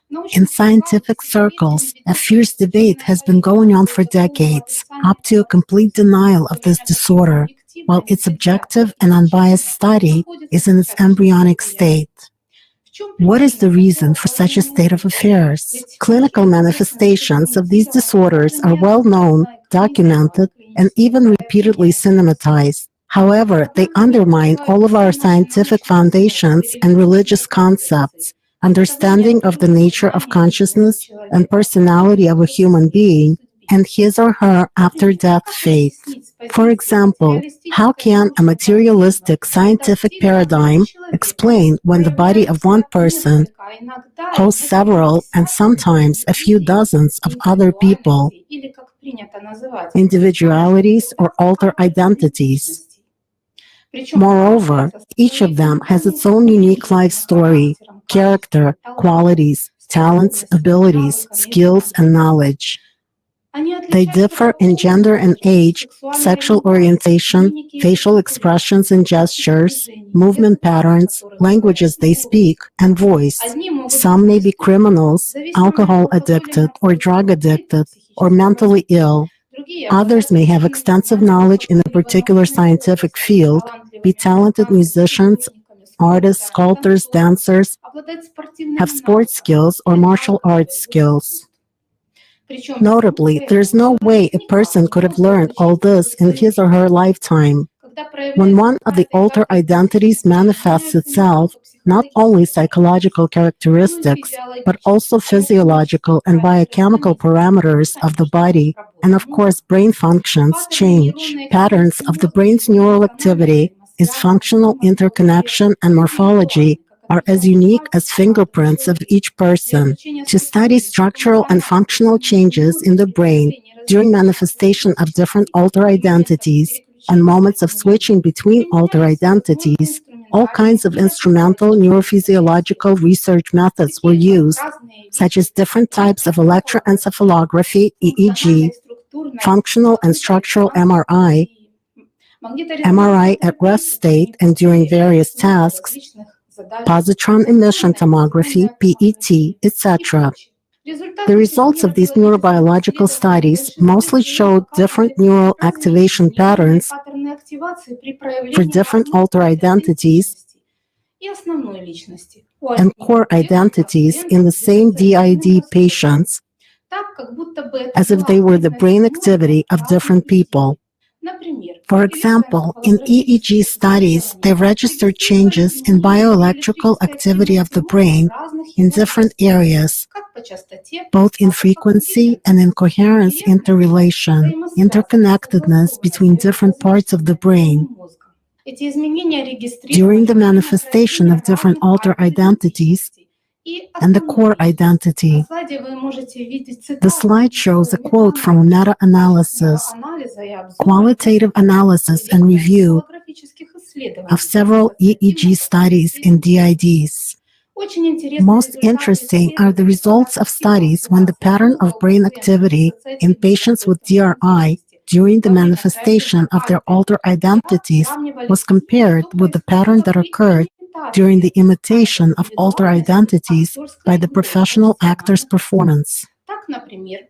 For example, in an EEG coherence study, 5 patients with DID were compared with 5 participants from a control group who were professional actors. 15 DID alter states were studied, as well as 15 alter states imitated by the actors. Significant differences in EEG coherence were found when comparing the core personalities, being the carriers of DID, and alter identities. At that, the coherence was lower in alter identities. No significant changes in coherence were observed when actors who were healthy participants were playing various altered states. What could be the explanation for this? When the alter identities manifested, the coherence readings on the EEGs diverged both between themselves and when compared to the EEG readings of the core personality, because different people manifested through the same person's brain. EEGs did not change during the acting performance because it was just different roles and states of the same person. Very interesting fMRI studies were carried out in which activation patterns in the brain were compared between manifestations of different alter selves in DID patients and imitations of these states by professional actors. The results of all these studies showed the same result. The patterns of neural activation differed in case of alter identities and when imitating these states, even with full immersion into the role in healthy actors. Here's what the study says. Fitting their reported role-play strategies, the actors activated brain structures involved in visual mental imagery and empathizing feelings. The follow-up study demonstrated elevated perfusion in the left temporal lobe in DID patients, whereas non-simulating healthy controls had increased activity in areas which mediate the mental construction of past and future episodic events. The manifestation of alter identities activated brain structures involved in the processes of self-identification, body sense, orientation in the world, and determination of one's attitude toward what is going on. The researchers concluded that the manifestation of the alter ego could not be due to fantasy, imagination, suggestion, or role play, as healthy controls simulating different alter states were unable to reproduce the same network patterns as DID patients. One MRI study was able to capture the processes that occur in the brain during switching between alter identities. The data came from 2 neuroimaging sessions performed a few months apart, each showing the same activated areas. Primary sensory and motor cortex, indicating that the alter self was getting access to the movement process and perception.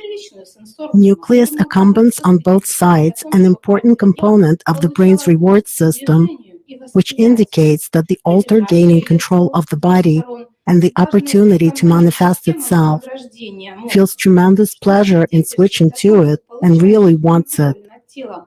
This became the real discovery of that study. The frontal and prefrontal cortical areas related to the establishment of this control. Overall, data from a 2022 systematic review of 13 instrumental neurobiological studies of DID patients showed us how disruptive to the human brain the manifestations of subpersonalities are, and that there is a constant switching between them and the main personality. Many structural changes in the cortex were found, such as decreased cortical gray matter volume in different parts of the brain and altered connections, white matter, between them. A very demonstrative and evidence-based research was published in 2015 by scientists from Munich. It was about a 33-year-old blind patient diagnosed with dissociative identity disorder. More than 10 subpersonalities, alter identities, manifested in her, and they varied in name, age, gender, opinions, personal inclinations, tendencies, temperament, and other character traits. Voice, gestures, and facial expressions were different. In some states, the patient could communicate only in English, in others only in German, and in third ones she spoke both languages. The patient informed that she had been in an accident 13 years before, after which her vision first became severely impaired, and then she became totally blind. Experts diagnosed her with cortical blindness at the university hospital. This happens when the primary visual cortex in the occipital lobes is affected. Her primary visual cortex did not respond to any stimuli except for the flash of light at close range, which was regarded as a startled response to light. She also had no adverse reflexes, such as lacrimation, blinking, or the startled response to glare. Рефлексы неблагоприятного воздействия, такие как слезотечение, моргание или реакция. All of the tests performed confirmed this. Particularly convincing was the fact that no visual evoked potentials, VEPs, were detected. Evoked brain potentials are an instrumental research method that records the response of certain parts of the brain to external stimuli, in this case, visual stimuli. But upon activation of some subpersonalities, and accordingly, the visual evoked potentials in the primary visual cortex were restored, and the switching from blind to sighted state and back took place literally in seconds. As it is known in psychogenic blindness, caused by mental processes, not by cortical death, VEPs are preserved. Also, they do not require conscious perception or sustained attention, and are registered both under anesthesia and hypnosis. In forensic science, the absence of VEPs is considered an absolute reliable sign of true blindness. Absence of VEPs is convincing evidence that incoming neural information is blocked in some way in the primary nerve impulse pathway from the retina to the cerebral cortex. The restoration of activity in the visual cortex could not be explained by neuroplasticity. Neural transmission and connections are not restored in seconds.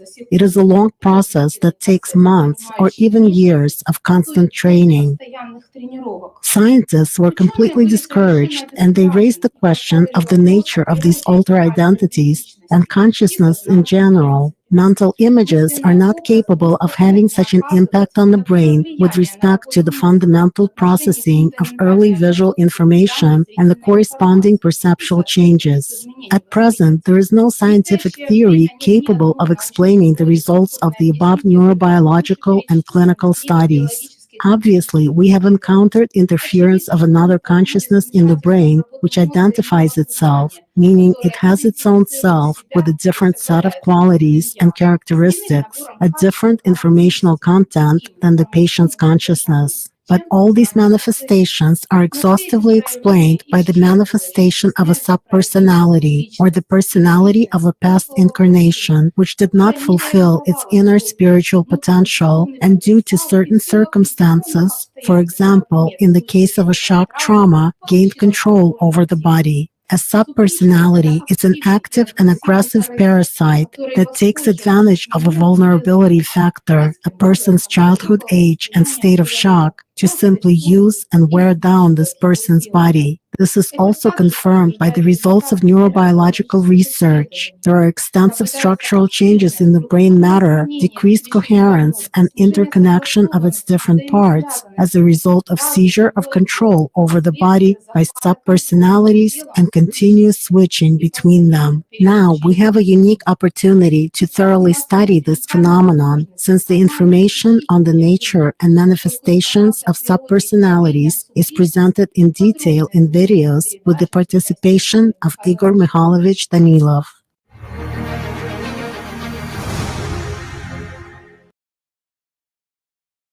Tatjana, ich danke Ihnen, dass Sie uns die Ergebnisse dieser interessanten Untersuchung mitgeteilt haben. Sie zeigen die Manifestation der Subpersönlichkeit. Thank you, Tatiana, for sharing with us the results of such interesting studies. They demonstrate manifestations of subpersonality at the moment of its activation. Very revealing is the example of the blind patient who began to see at the moments when the subpersonality controlled her body. So who is a human being, and what mystery is hidden in him? I suggest watching a video. Human hides many secrets and mysteries within himself. Two events are particularly mystifying: the mystery of birth and the mystery of death. The processes that occur to human during these periods are very significant. The knowledge available to the masses in these matters is extremely limited and reduced to trivial phenomena, although they have their stages, which cardinally affect human life. And it is important for us humans to know about these stages in order to live our lives consciously. Everything starts at conception, because at this very moment a future human being receives that supply of prana which provides the duration of life of his or her body. At the moment of human body conception, while he is still in the womb, along with the development of his brain, the so-called primary consciousness develops. After birth, primary consciousness is directly related to the entire human body. It controls all chemistry and all life-supporting processes of the body, as well as being responsible for unconditioned reflexes. It has a weakly expressed intellect. This is the primate's consciousness, which reaches the level of a 5 to 6-year-old child, but more often even younger. The primary consciousness gives information about the three-dimensional world to our personality. It hides what religions call pride. Few people know that until the 8th day after birth, humans are no different from animals. The question arises, but how are we humans different from any other matter, including intelligent matter? The 8th day after the birth of the body is a very significant day in the life of each person. On this day, the soul enters the human body, or rather not the body itself, but the energy structure that is being formed, which is born together with the human body. This fact can actually be recorded. The soul, though an energetic substance, nevertheless, when it enters the body, acquires the property of subtle matter. Therefore, on the 8th day, the weight of the newborn child increases sharply from 3 to 20 grams, and sometimes, in exceptional cases, up to 50 grams. When the soul of a bodhisattva, a perfect being from the spiritual world incarnated in a human body, enters the body, this really can be recorded if one precisely monitors the weight of the newborn from the 7th day onwards, taking into account the incoming and outgoing of the body. That is, on the 8th day, there is a sudden jump in the newborn's weight. Also, it is on the 8th day that the baby's eyes become alive and radiant. It is impossible not to notice. The soul is true antimatter, a particle from the spiritual world, so it does not get sick, does not age, does not wear out. It cannot be seen, smelled or measured, but it can be felt. Every person, at least once in their life, has felt their soul as a state of universal love and joy. When the connection with the soul is blocked, a person feels this loss as a soul pain, sometimes so strong that it is unbearable. There is no soul in plants, animals, or any other matter, including intelligent matter. Why does the soul move into the human body? This is due to a special energy structure of a human being, which is fundamentally different from the structure of other living organisms. In ancient times, the child was given a name exactly when he or she was 8 days old. Why? People of the past knew that until the 8th day, until the soul entered, the child did not differ from the animal. It was like a biorobot and becomes a human being after the soul enters. Entering the energy structure that is being formed, the soul generates a personality, which is what a person really is. When the personality appears, its antipode, secondary consciousness, is formed.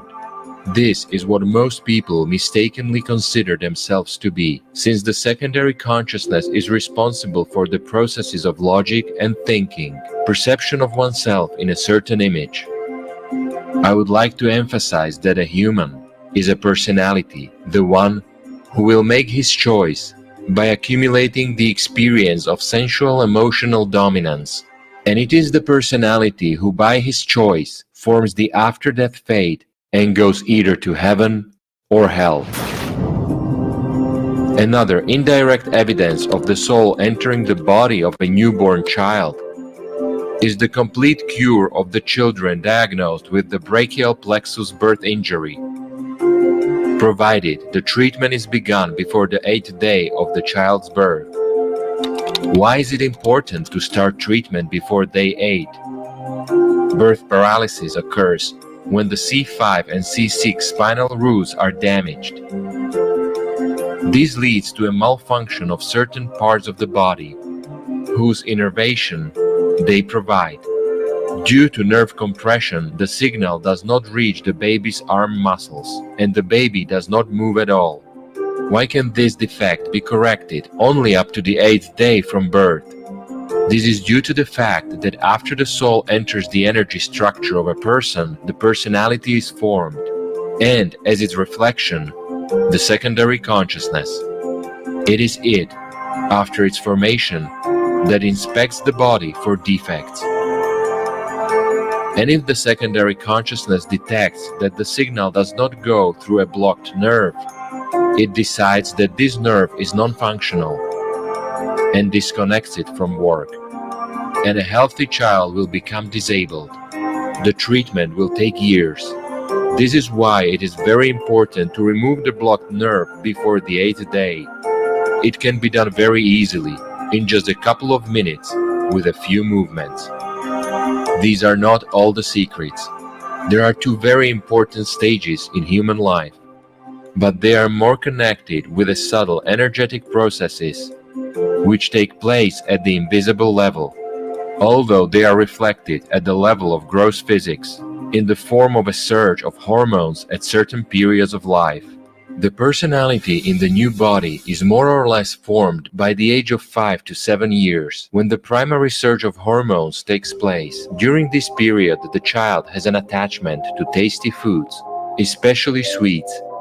Then, by the period of puberty, at the age of 11 to 14, for each individual, a second, more powerful burst of energy occurs. A person has the ability to control certain internal energies. There is also an attachment to images of a sexual nature. These outbursts, in fact, are manifestations of the power of the soul, originally intended to help the personality find a path to spiritual liberation. But power is power. It is important what prism of thinking it passes, and where it is then directed. That is why, in these years, the important thing for a new personality is the environment, and first of all, the worldview, words and deeds of people with whom it has daily contact with, and absorbs everything from them like a sponge, both good and bad, fixing this information on its blank sheet of consciousness. These primary bookmarks are imprinted on further life of the personality and indirectly influence its life choices, spiritual or material, which will dominate in it, and accordingly determine its after-death fate.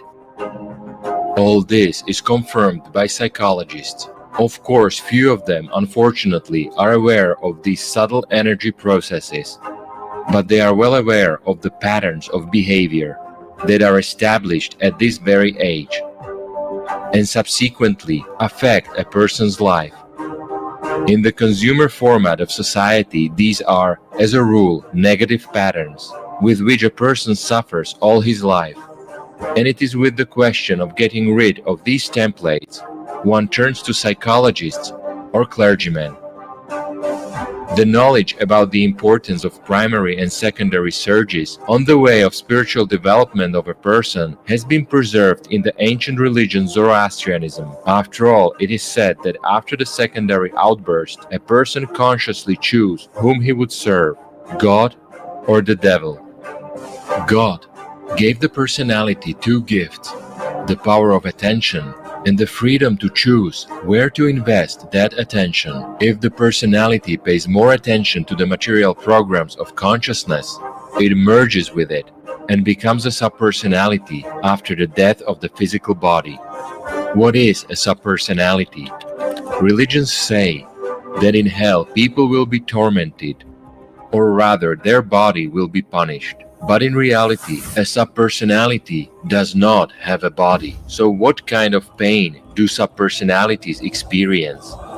Think of your heaviest emotional fears and experiences that you can't stop in any way, and it literally lasts forever. Subpersonality is an energy information clot that is in the form of a film on the soul, and it is doomed to suffer for a long time. Such a subpersonality will be reborn together with the soul and in agony silently observe from the side in a new body which way the new personality will choose. After all, the subpersonality cannot pass on its experience to the new subpersonality. The state of subpersonality is what we used to call hell. Then the question arises, so what must one do to avoid becoming a subpersonality and going to hell, lest one die forever? For that, one must develop spiritually. In this case, the personality will direct most of its attention to the soul and increase its love for God, helping people as much as possible and studying the workings of consciousness, the only enemy of person. As a result of such actions, there is a fusion of the personality with the soul, and an eternally living being of the spiritual world, the angel, is born. It happens while a human body is still alive, since nothing can be changed after death. Having become an angel, a person is in a constant state of joy, happiness, love to God, and everything that exists. After all, heaven and hell are not a place, but the inner state of a person, the result of his choice.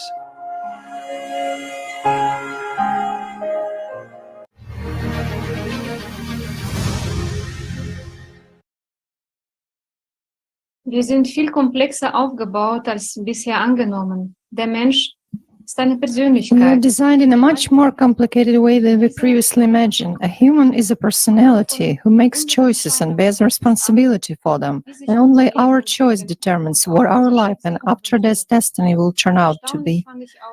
I was also surprised to find out that a birth injury of the brachial plexus may be cured quite quickly if treatment begins before the 8th day after the birth of the baby.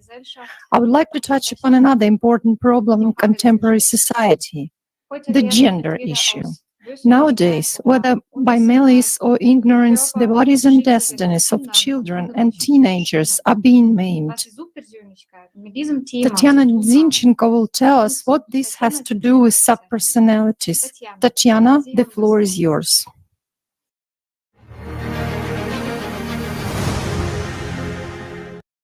Today, we have explored various phenomena of the manifestation of subpersonality in childhood. But there is another manifestation which is not just observed, but actively supported and literally imposed at the state level. We're talking about transgender transition, hormonal interventions, and gender reassignment surgeries, which are now gaining great attention and support in the media, schools, governments, and among medical professionals. In fact, the greatest evil is taking place in our society right in front of our eyes, a crime that can be qualified as child abuse.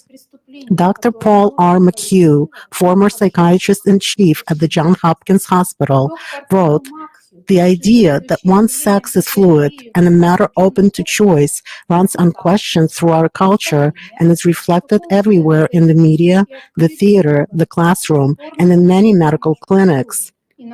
It has taken on cult-like features, its own special lingo, internet chat rooms providing slick answers to new recruits, and clubs for easy access to dresses and styles supporting the sex change. It is doing much damage to families, adolescents, and children, and should be confronted as an opinion without biological foundation wherever it emerges. In modern medical literature, this phenomenon is called transsexual attraction or gender dysphoria. Previously, this state of emotional discomfort, rejection of female or male gender, the feeling of being out of your body with a strong desire to be the other sex was called gender identity disorder, GID. It develops in early childhood from the age of 2 to 4 or during puberty from the age of 9 to 10 and reaches its climax by adolescence. Children change their behavior, habits, interests, and social circle. They begin to play games, toys, wear clothes, do their hair, and socialize with children of the opposite sex. For example, in my practice, one fragile girl experiencing this disorder at the age of 10, when her body began to change, quit ballet and drawing, went to a martial arts class, where there were mostly boys, broke up and stopped socializing with girls, cut her hair, and stopped wearing skirts and dresses she used to love.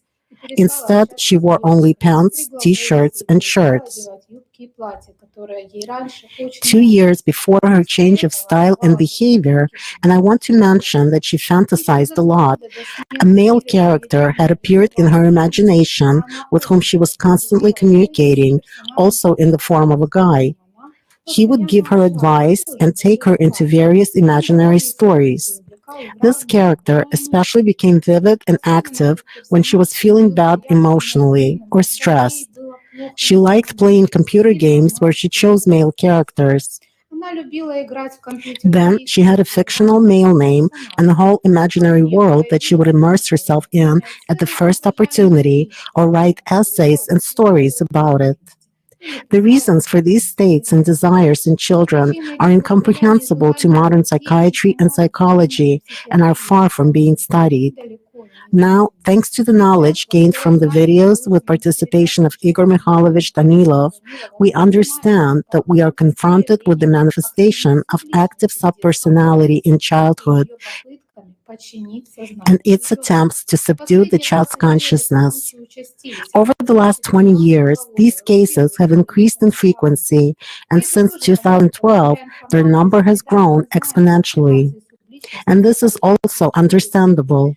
Thanks to the information from the videos, we know about the activation of subpersonalities in the last decade. In 80 to 90% of cases, such states go away spontaneously as children grow older. Despite all this, however, in the European Union, the United States, Great Britain, Canada, and other countries, gender-affirming therapy is prescribed by protocol as the only effective treatment for gender dysphoria. That is, parents, social services, educators, and doctors must facilitate the child's painful, compulsive desire to change gender and help him or her make the transgender transition. First, all these people and service providers must ensure the social transition, use the name and pronoun of the opposite gender the child chooses when speaking with them, dress them in clothes of the opposite sex, and support all other changes and fads, up to and including changing locker rooms and toilets. Then, the protocol prescribes hormone treatment in special clinics and centers to block the child's sexual development. In 2008, the Endocrine Society approved puberty blockers for transgender adolescents as young as 12 years old. The next step is the prescription of cross-sex hormones, CSH, which transgender people will be forced to take for life to maintain body resemblance to the opposite sex. And then the last stage is sex reassignment surgery, the consequences of which will be irreversible. For example, girls have their breasts removed, boys have their penis removed, and the reproductive organs of the opposite sex are created. Children and adolescents in a deep crisis with many psychological conflicts, traumas, and problems are offered procedures comparable only to sophisticated torture as the only solution. Any other therapy in this case is considered inappropriate.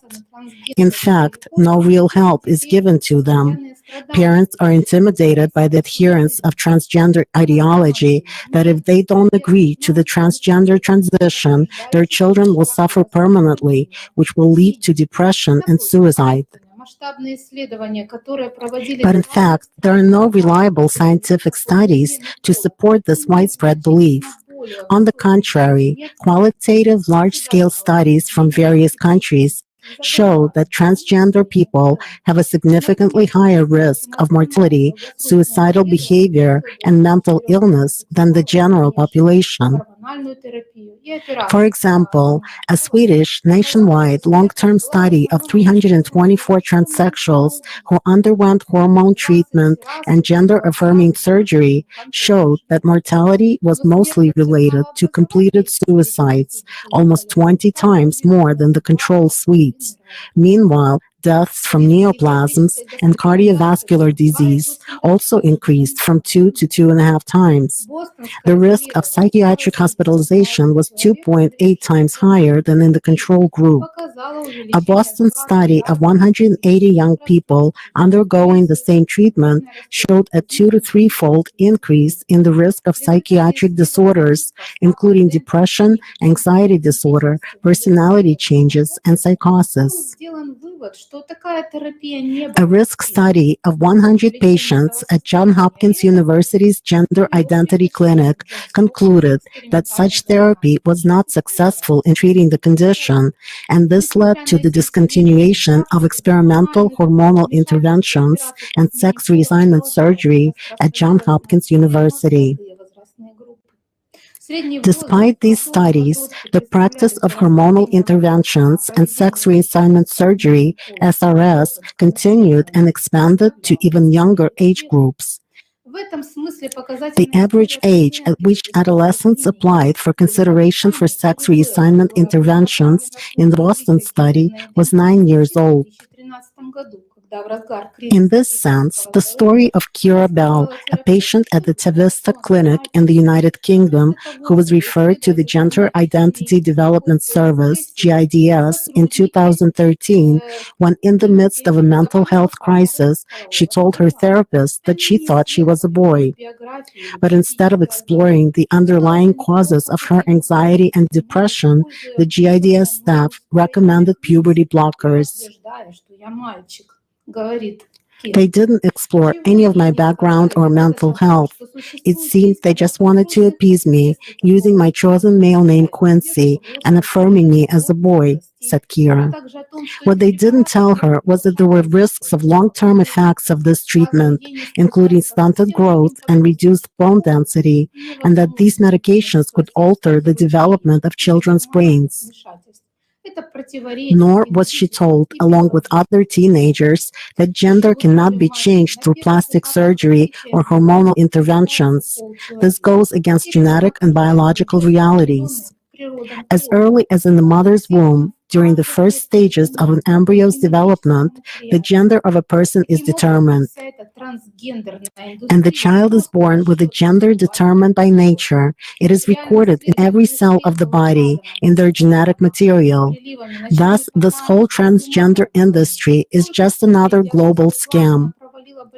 The reality of the next 2 years was hell, he explains, with hot flashes, night sweats, and brain fog. Having recently entered sixth form, he went on to fail most of his exams as he struggled to deal with the side effects of his medication. I can't think of any positive effects from it. I wish I hadn't been given the option. I was 22 years old and I realized that nothing had improved. changing her gender had not been, as she believed, the answer to her mental health problems. These results are terrifying, and they directly contradict the most popular media narrative. The transgender transition algorithm strengthens the power of subpersonality step by step, making it stronger and more active. In the final stages, subpersonality already dominates personality to such an extent that there is almost no chance for it to get out from under its control. The worst of this is not body changes, social rejection, or psychological problems. The irreversible transformation takes place at the invisible level and gradually leads to the spiritual death of the person to which the transgender person condemns themselves. According to a statistical study of the number of children and adolescents seeking transgender transition clinics from 2011 to 2021, we have seen an exponential growth. For example, in the UK, between 2021 and 2022, more than 5,000 people have been referred to the Gender Identity Development Service, GIDS, operated by Tavistock and Portman NHS Foundation Trust. That's up from just under 250 referrals between 2011 and 2012, an increase of almost 2,000% or 20 times. The vast majority were adolescents aged 12 to 17 years old, but there were also children under 10. According to Jean Chambry, a child psychiatrist in charge of CIAPA, Intersectoral Center for Adolescents in Paris, about 10 years ago, there were about 10 requests per year. In 2020, there were 10 requests per month only for the Île-de-France region. The same dynamics are recorded in Germany, the United States, Japan, and Australia. The tremendous increase in children and adolescents seeking medical services for sex reassignment indicates that the rapid spread of transgender ideology among young people has caused a social contagion that wouldn't otherwise have taken hold of their minds. Many teens who have undergone medical and surgical transformation, including Kira Bell, say, "I had my doubts, but I gained courage from the internet." Gender dysphoria is artificially stimulated and promoted in today's society through the creation of certain content in the media, social networks, on various websites on the internet, and even in computer games. Health and education workers in many countries are under pressure from their government administrations. They're forced and obliged to confirm the gender. For example, in France, Scotland, Canada, and many states in the US, even children as young as 4 years old may decide to change their gender. Moreover, teachers are obliged to support their social transition, change of name, pronouns, use of clothes of the opposite sex, etc., without not only consent, but even without informing the parents. Tell me, how can such young children who are psychologically, physically, and spiritually immature make such important decisions concerning their lives, health, and future? Do you see what is happening?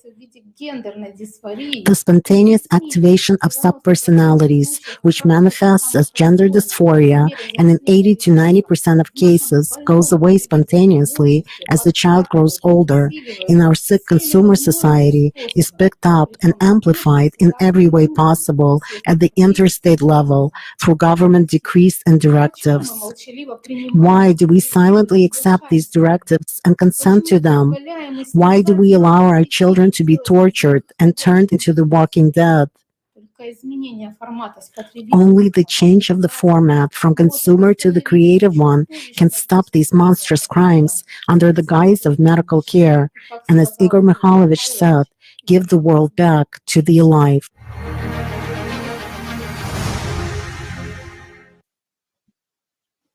Thank you, Tatiana, for raising such a topic and asking such poignant questions.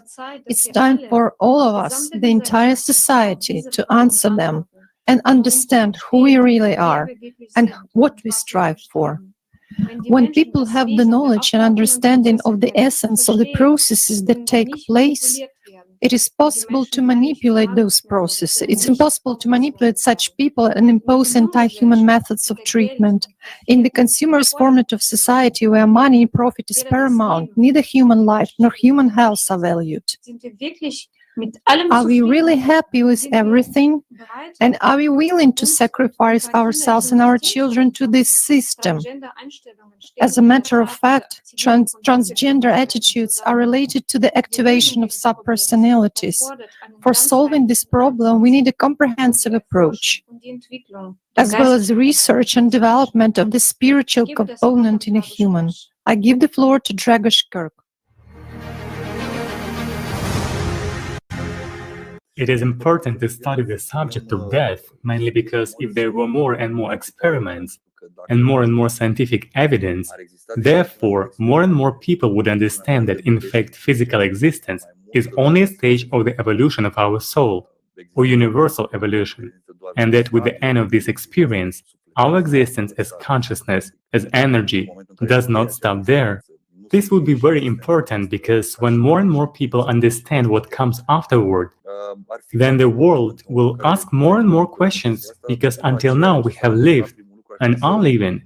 Many of us are still living in some kind of blinders in which you are born, grow up, go to school, get married, have children, you have a job, a house, a car, you die, and that's it, life is over. It's impossible that there is nothing more. But again, thanks to people like Darwin, who told us that we came from monkeys, and before monkeys there were many others. And then naturally you are born and think, well, I'm just so small, I'm just a speck of dust in the universe, I mean nothing, there is no point in my existence and nothing will happen after I die. On the contrary, I'm on the other side, which is that we come with a purpose and we have a chance to do as much good as we can throughout our lives. And maybe our life will be, to that extent, better. And yes, I think it's extremely important to go deeper and deeper into that, because it would bring us closer in terms of spirituality. It would help more people who might still be closed in terms of mind, or they just don't have access to information. It would help more people to conduct more and more experiments and stages of the study of death and of what happens afterward. And people would realize that we are not just bodies, we are spirits, and that death is not the end but just a stage. Perhaps you remember, you may or may not know that, for example, in the times of Dacians, our ancestors, the Romanian ancestors, their traditions were a bit different in the sense that they were said when new children were born, and they were happy and had celebrations when someone died. Well, these were the traditions of ancient civilizations, as we say now, that were actually far more advanced than we'll ever be able to become. They knew something and celebrated death as a transition, as a return to the source, and believed that physical existence was either a punishment or a return to the physical plane to correct some deeds that were not good in the past. As a conclusion to this topic, first, death is a transition, in my opinion. In no way is this the end. Second, there must be more people who are interested to delve into this subject, to seek information, and so that scientists become more and more involved in this issue. And in this way, we realize that we are not just an accident, that we are creations, and we are created with a purpose. We have incarnated in the form we are with a purpose, and are here with a purpose that we need to learn. An American writer, Mark Twain, said very well, "The two most important days in your life are the day you are born and the day you find out why."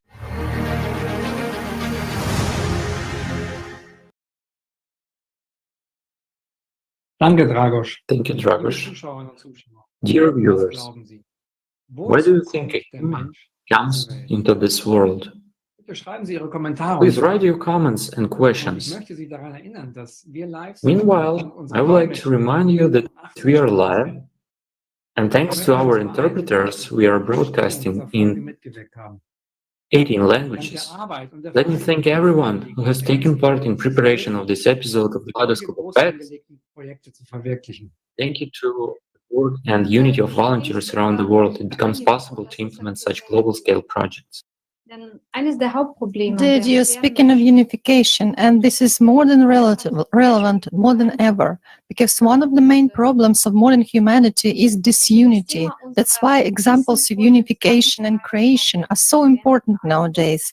And this is actually the topic of our next episode of Kaleidoscope of Facts that will be held on November 13th, 2022, the phenomenon of unity. Let's watch the trailer.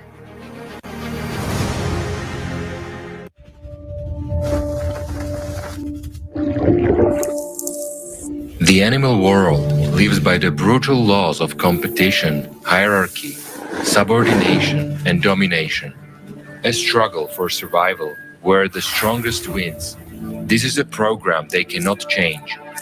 In animals, this format ensures the survival of the species.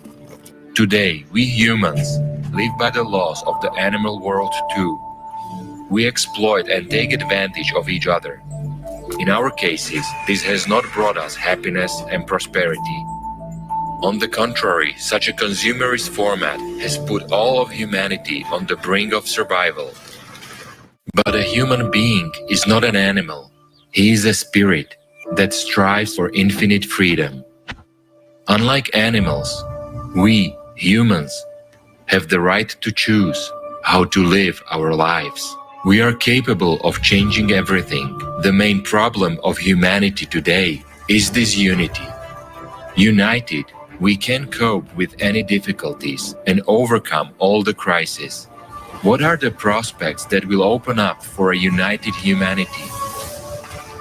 What is true unity? How to reach the new stage of development of our civilization in an evolutionary way? Watch on November 13, 2022, Kaleidoscope of Facts, the phenomenon of unity. Initiated by participants of Allathyar International Public Movement from Slovakia and Czech Republic.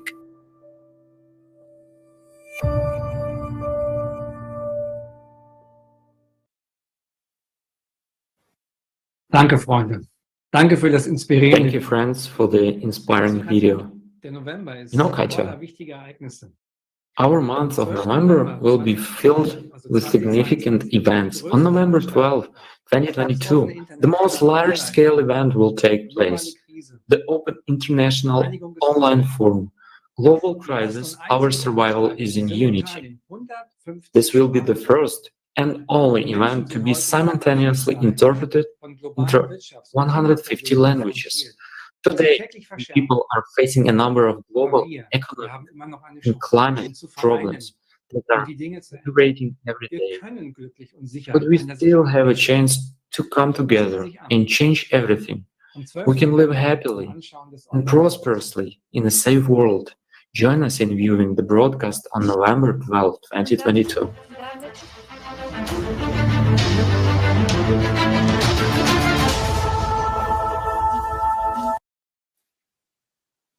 Thank you, David.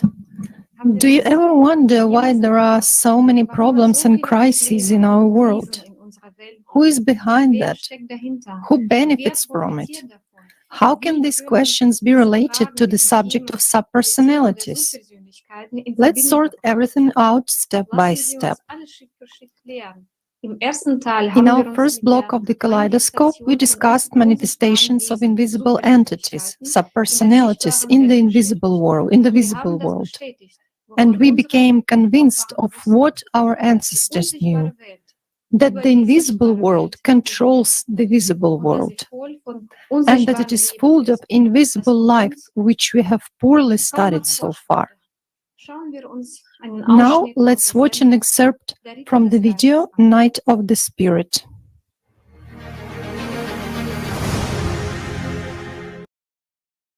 It's just that what people don't see, right? Why, after all? People don't see a lot.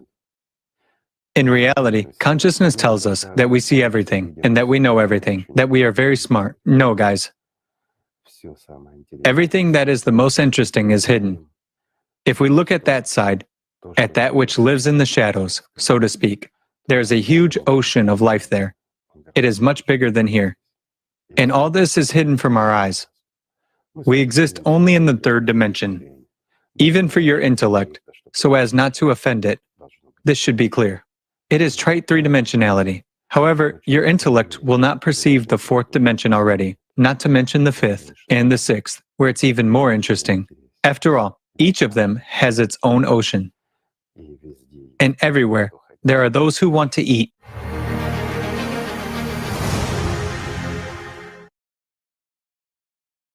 Danke, Igor Mikhailovich. Wir sind am zweiten Teil. Thank you, Igor Mikhailovich. We have come to the second block of our Kaleidoscope of Facts, which is titled The Battle of Mages.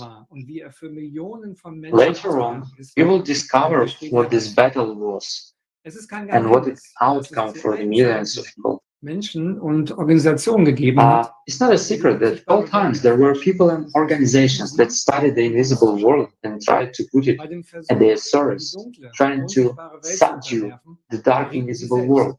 They ended up falling under its influence. I suggest us watching a fragment of the interview with Andrei Gurovsky, Doctor of Philosophy, Professor, Historian, and Archaeologist.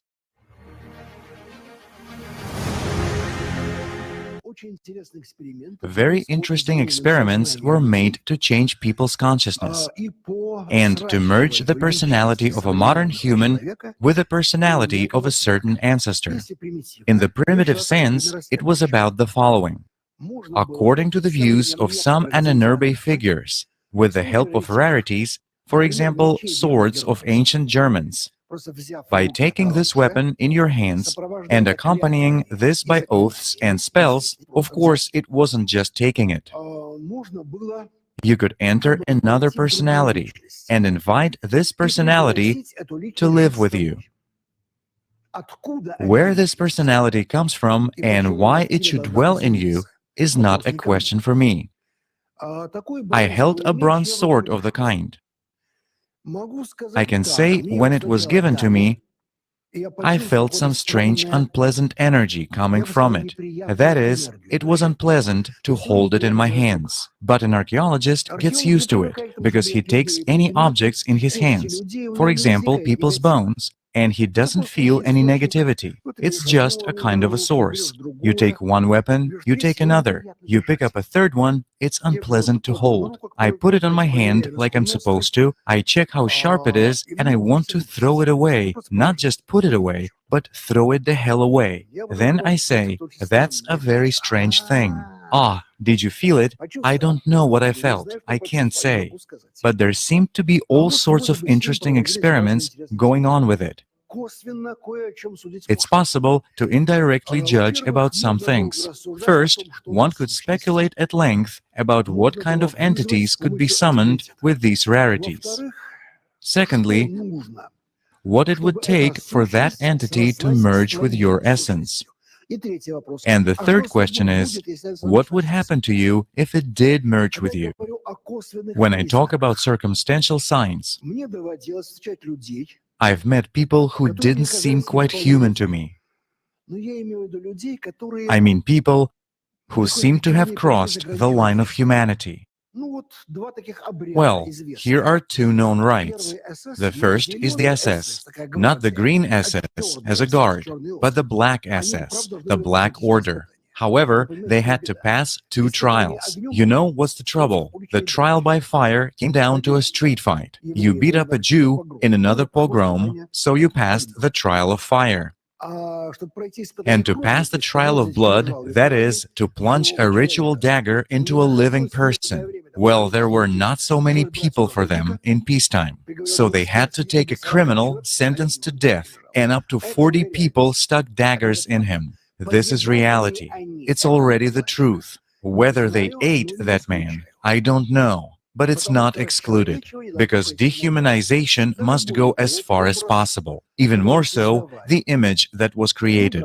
Well, yes, the ancient priests and chiefs of the Germanic tribes went into battle with a bison skull on their heads, that is, with horns, respectively. The ritual helmets of the SS, the Black SS, had horns. And excuse me, who has horns anyway? Well, that's it. You see, it's simple. That is, a person acquires the appearance of a non-human being. An infernal being, not a light angel, but a demon. The goal was to acquire power in the first place. All right, a person who acquires some kind of superhuman capabilities, merges with some obscure entity which moves into a bronze-red sword. He becomes invulnerable. Invulnerable to a bullet. He can fly through the air. He can disappear in one place and appear in another. He can finally penetrate your thoughts. He is superhuman. The idea of the superhuman, Übermensch, was in the Ahnenerbe. It is such an individual, Übermensch, could become one through a series of certain trials, through dehumanization, like superhumanization. And in particular, sodomy as an element was practiced in lots of these cults as well. And here we must clearly discuss a very important point. Sodomy played the role of such initiation, no matter what the sexual orientation it was. Again, committing something which is repulsive to you, you are crossing a certain line.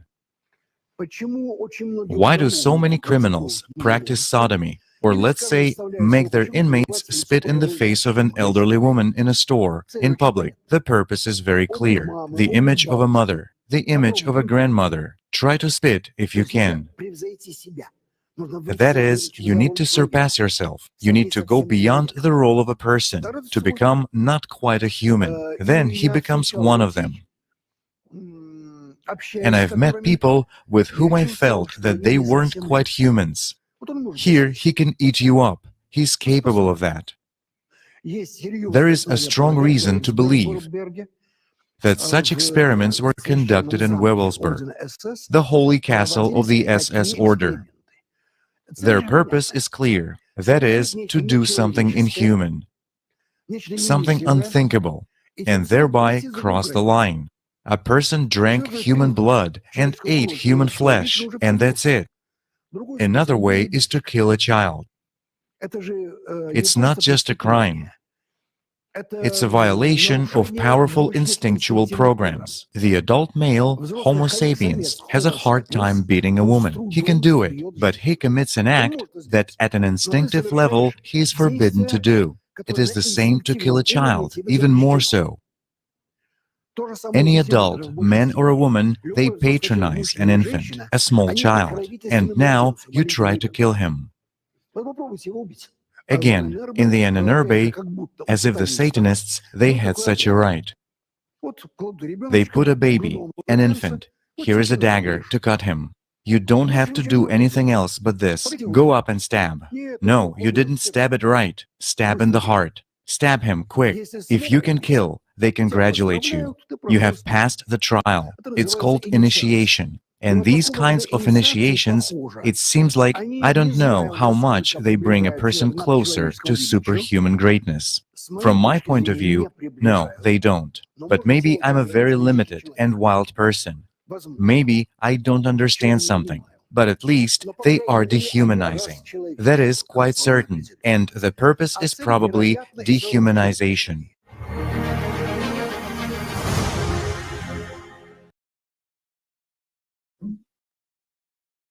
Thank you, Andrei Mikhailovich. One of the most striking examples of an organization that studied reincarnation and conscious rebirth at the government level was the Ahnenerbe. Ahnenerbe, from German ancestral heritage, or the full name German Society for the Study of Ancient German History and Ancestral Heritage, is an organization that existed between 1935 and 1945. This scientific and mystical organization, among other things, was engaged in various occult studies, which were then used in practice to obtain unlimited power over the masses, and created the invisible army of the Third Reich.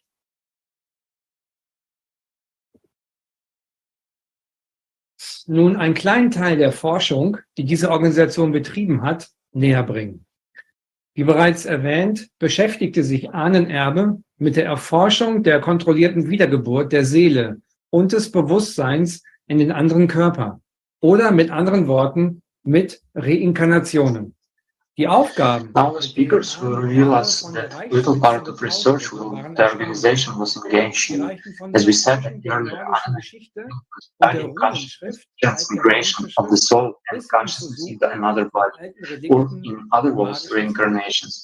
The tasks entrusted to Ahnenerbe by the Reichstag leadership were astonishing, from the study of Nordic history and Greek rune writing up to the search of ancient relics and magic formulas. This is clearly evidenced by generous funding and, most importantly, the enormous authority entrusted to the Ahnenerbe. Moreover, the degree of secrecy that shrouded the activities of this mysterious institute surpasses even the development of the newest weapons. It would seem that Hitler and Himmler attach more importance to deciphering ancient texts than to manufacturing tanks and testing fighter jets. Robert will tell us more about the Ahnenerbe organization.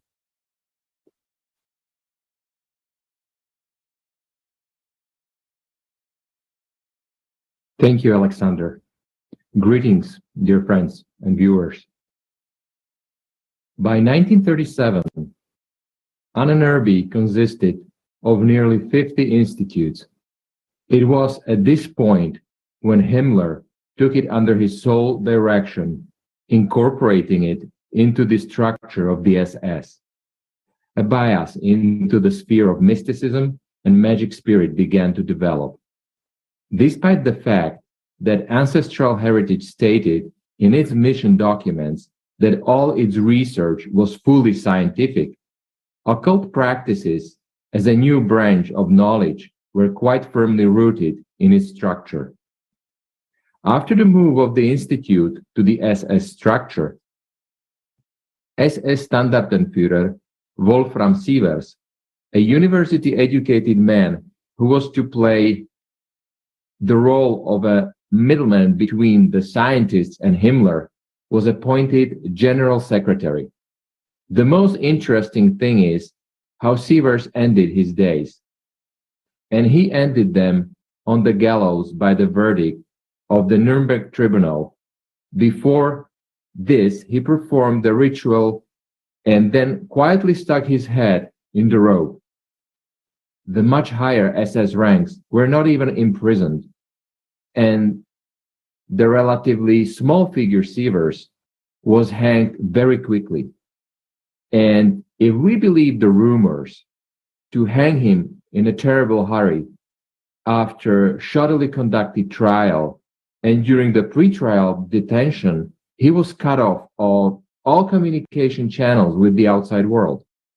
Sievers was judged by the Americans and the British, without the Russians and the French actually being allowed into the trial.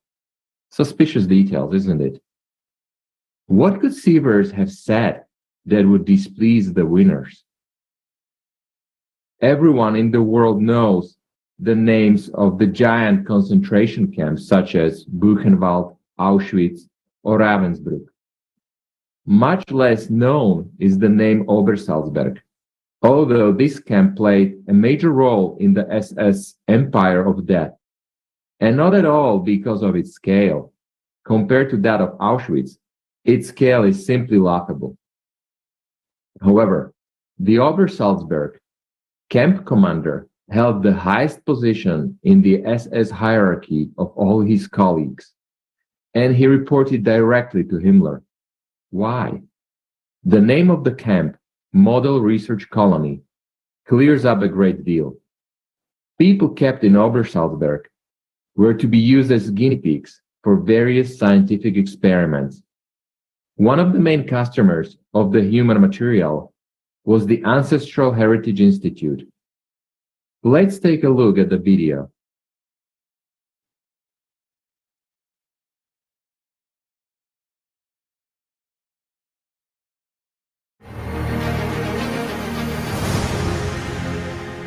The Ahnenerbe is not the same as the SS.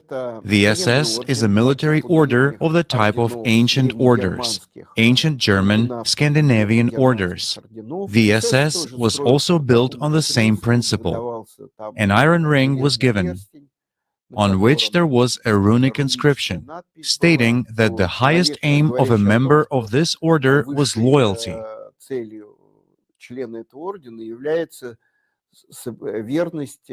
Honor and courage, meaning certain moral principles of his adherence to the community. In other words, virtually a person swore an oath. It is just like the Masonic order.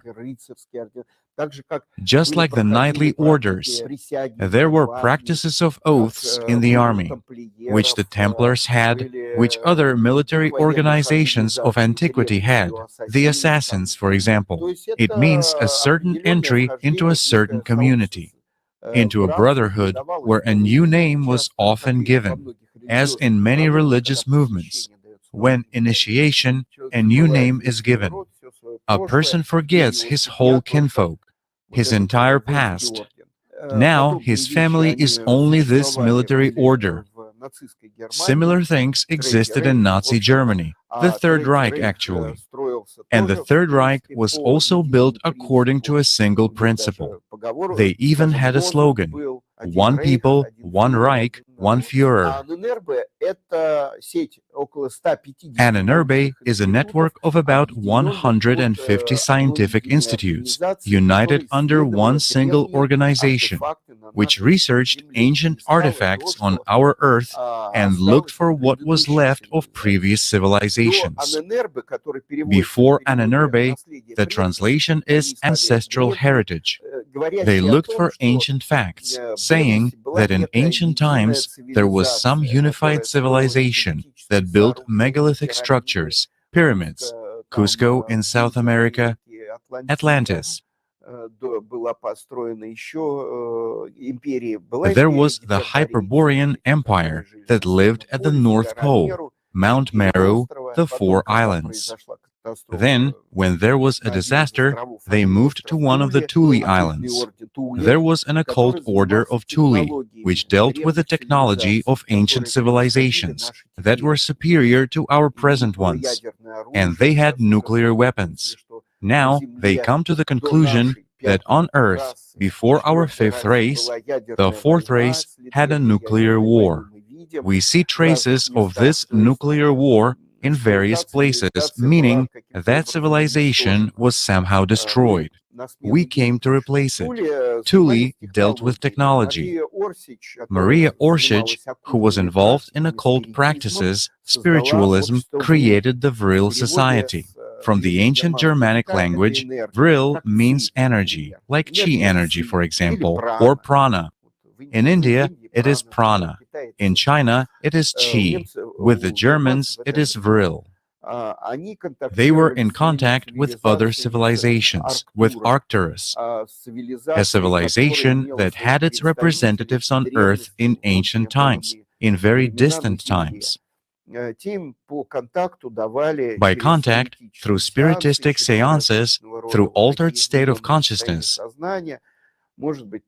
maybe through the mirrors of Kozyrev, they were given some technology, the so-called techno-magical devices, castles built in the places of power, where this information was received. They transmitted this information, and Thule began to create these devices. Anti-gravity domes were created, German bells that took off without traction.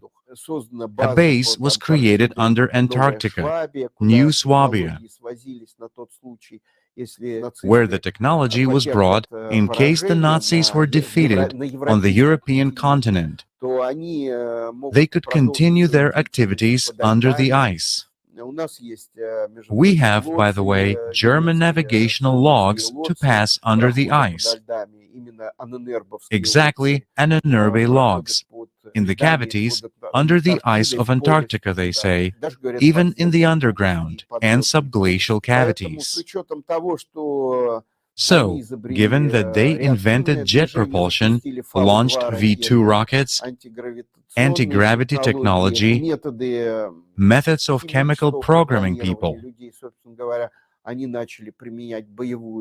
As a matter of fact, they started using combat chemistry, combat drugs such as Pervitin, amphetamines, which were given to German pilots and tankers, who could be on the raid without sleep or rest for 24 hours, or flying combat missions, and much more. To this day, the world still uses much of the technology of German engineers. It can be said that many technologies were taken from Germany. It is the technological power of Germany that still largely determines the modern development of technology and science. Their chemistry was well developed, and they had a lot that we don't know. A little longer, and they would have created an atomic bomb, as they started fission of uranium. A little bit longer, and they would have had it. It's the same with reincarnation. This reincarnation technology was actually mastered by them.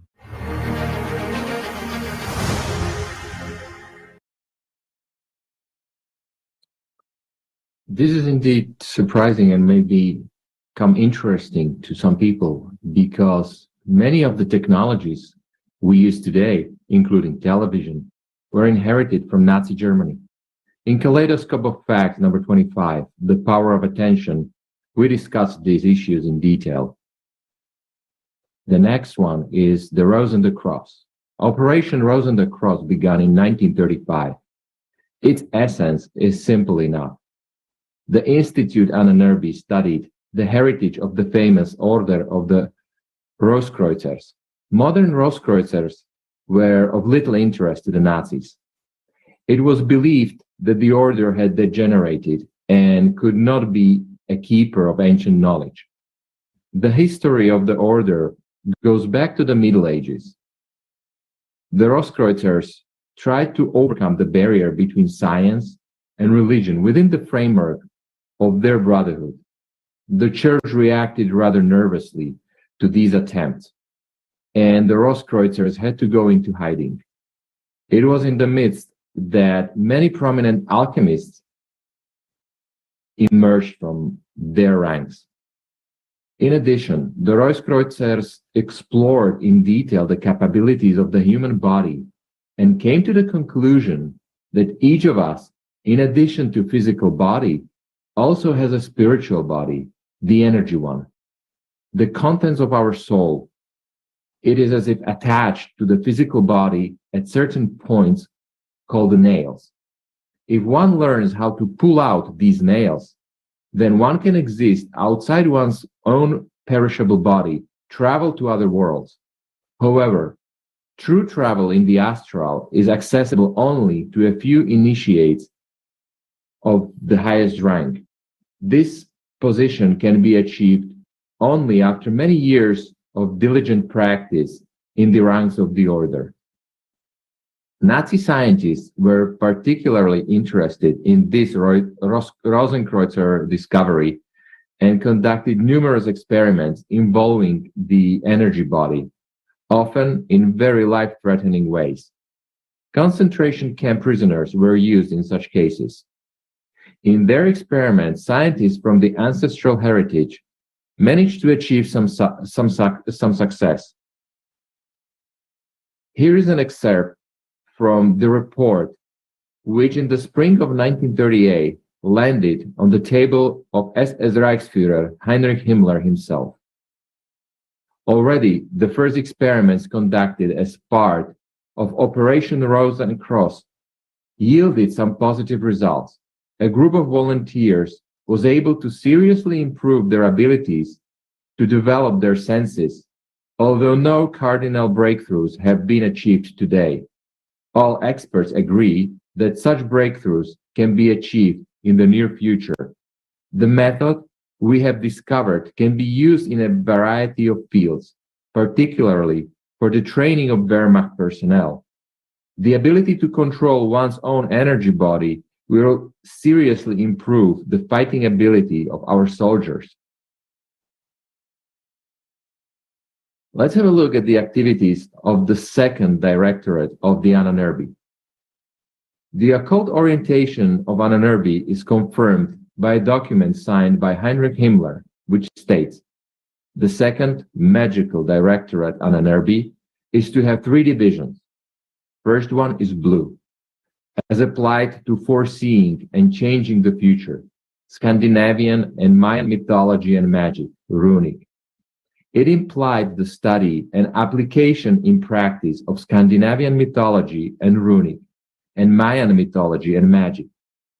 A rather curious point known to few is that the runic alphabet has 2 components, magical signs and writing, runic. Photographs 35 and 35, can we show them?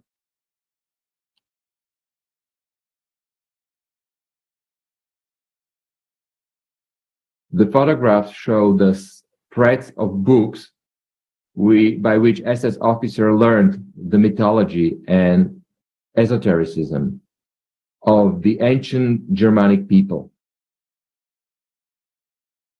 Brown, referring to the New Inquisition, the revival of lost magical knowledge of the West, and the third is black, as applied to the destruction and resurrection of subhumans by witchcraft, Yoruban and Maghribian magic, zombification, and werewolfism. From the archives of Ahnenerbe, we can find out that this department did what they did actually. Spring 1939, date, month, and time are unreadable. Many interesting materials were brought back from the expedition to Ife and Congo. Now we can be sure that it is possible to control the inferior races without the use of weapons, or rather with weapons, but we'll work on breeding a controllable human being. The poisons have been collected, classified, and now we are charged with learning how to use them. Yesterday, I was reincarnated for the first time in my life, just as our ancestors did many hundreds of years ago. Conclusion: the presence of special SS units on the battlefield will advance victory. The materials in this chapter is a kind of transposition to Heinrich Ulke's notes with the addition of what information was available to me at the time. The Ahnenerbe was engaged in the study of the possibility of immortality of the human body. Dr. Life, Adolf Jagerman, conducted secret research in the field of immortality. After 6 years of scientific silence, he publishes a new article proving that reviving a dead body mechanically makes no sense. The soul must also be returned to the body. After this, Jagerman was declared insane and even fired from his job. In 1933, Jagerman, who was left out of work, comes to Ahnenerbe. There, he was welcomed with a special department regarding death issues, and it was created for him. Another scientist working at Ahnenerbe in the field of immortality of the human body was Niels Heider, an embryologist.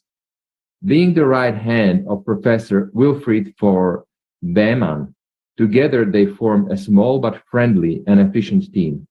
They worked together on the possibility of creating a new human body. From Heider's letters to his mother, we can learn about some of the details of their work.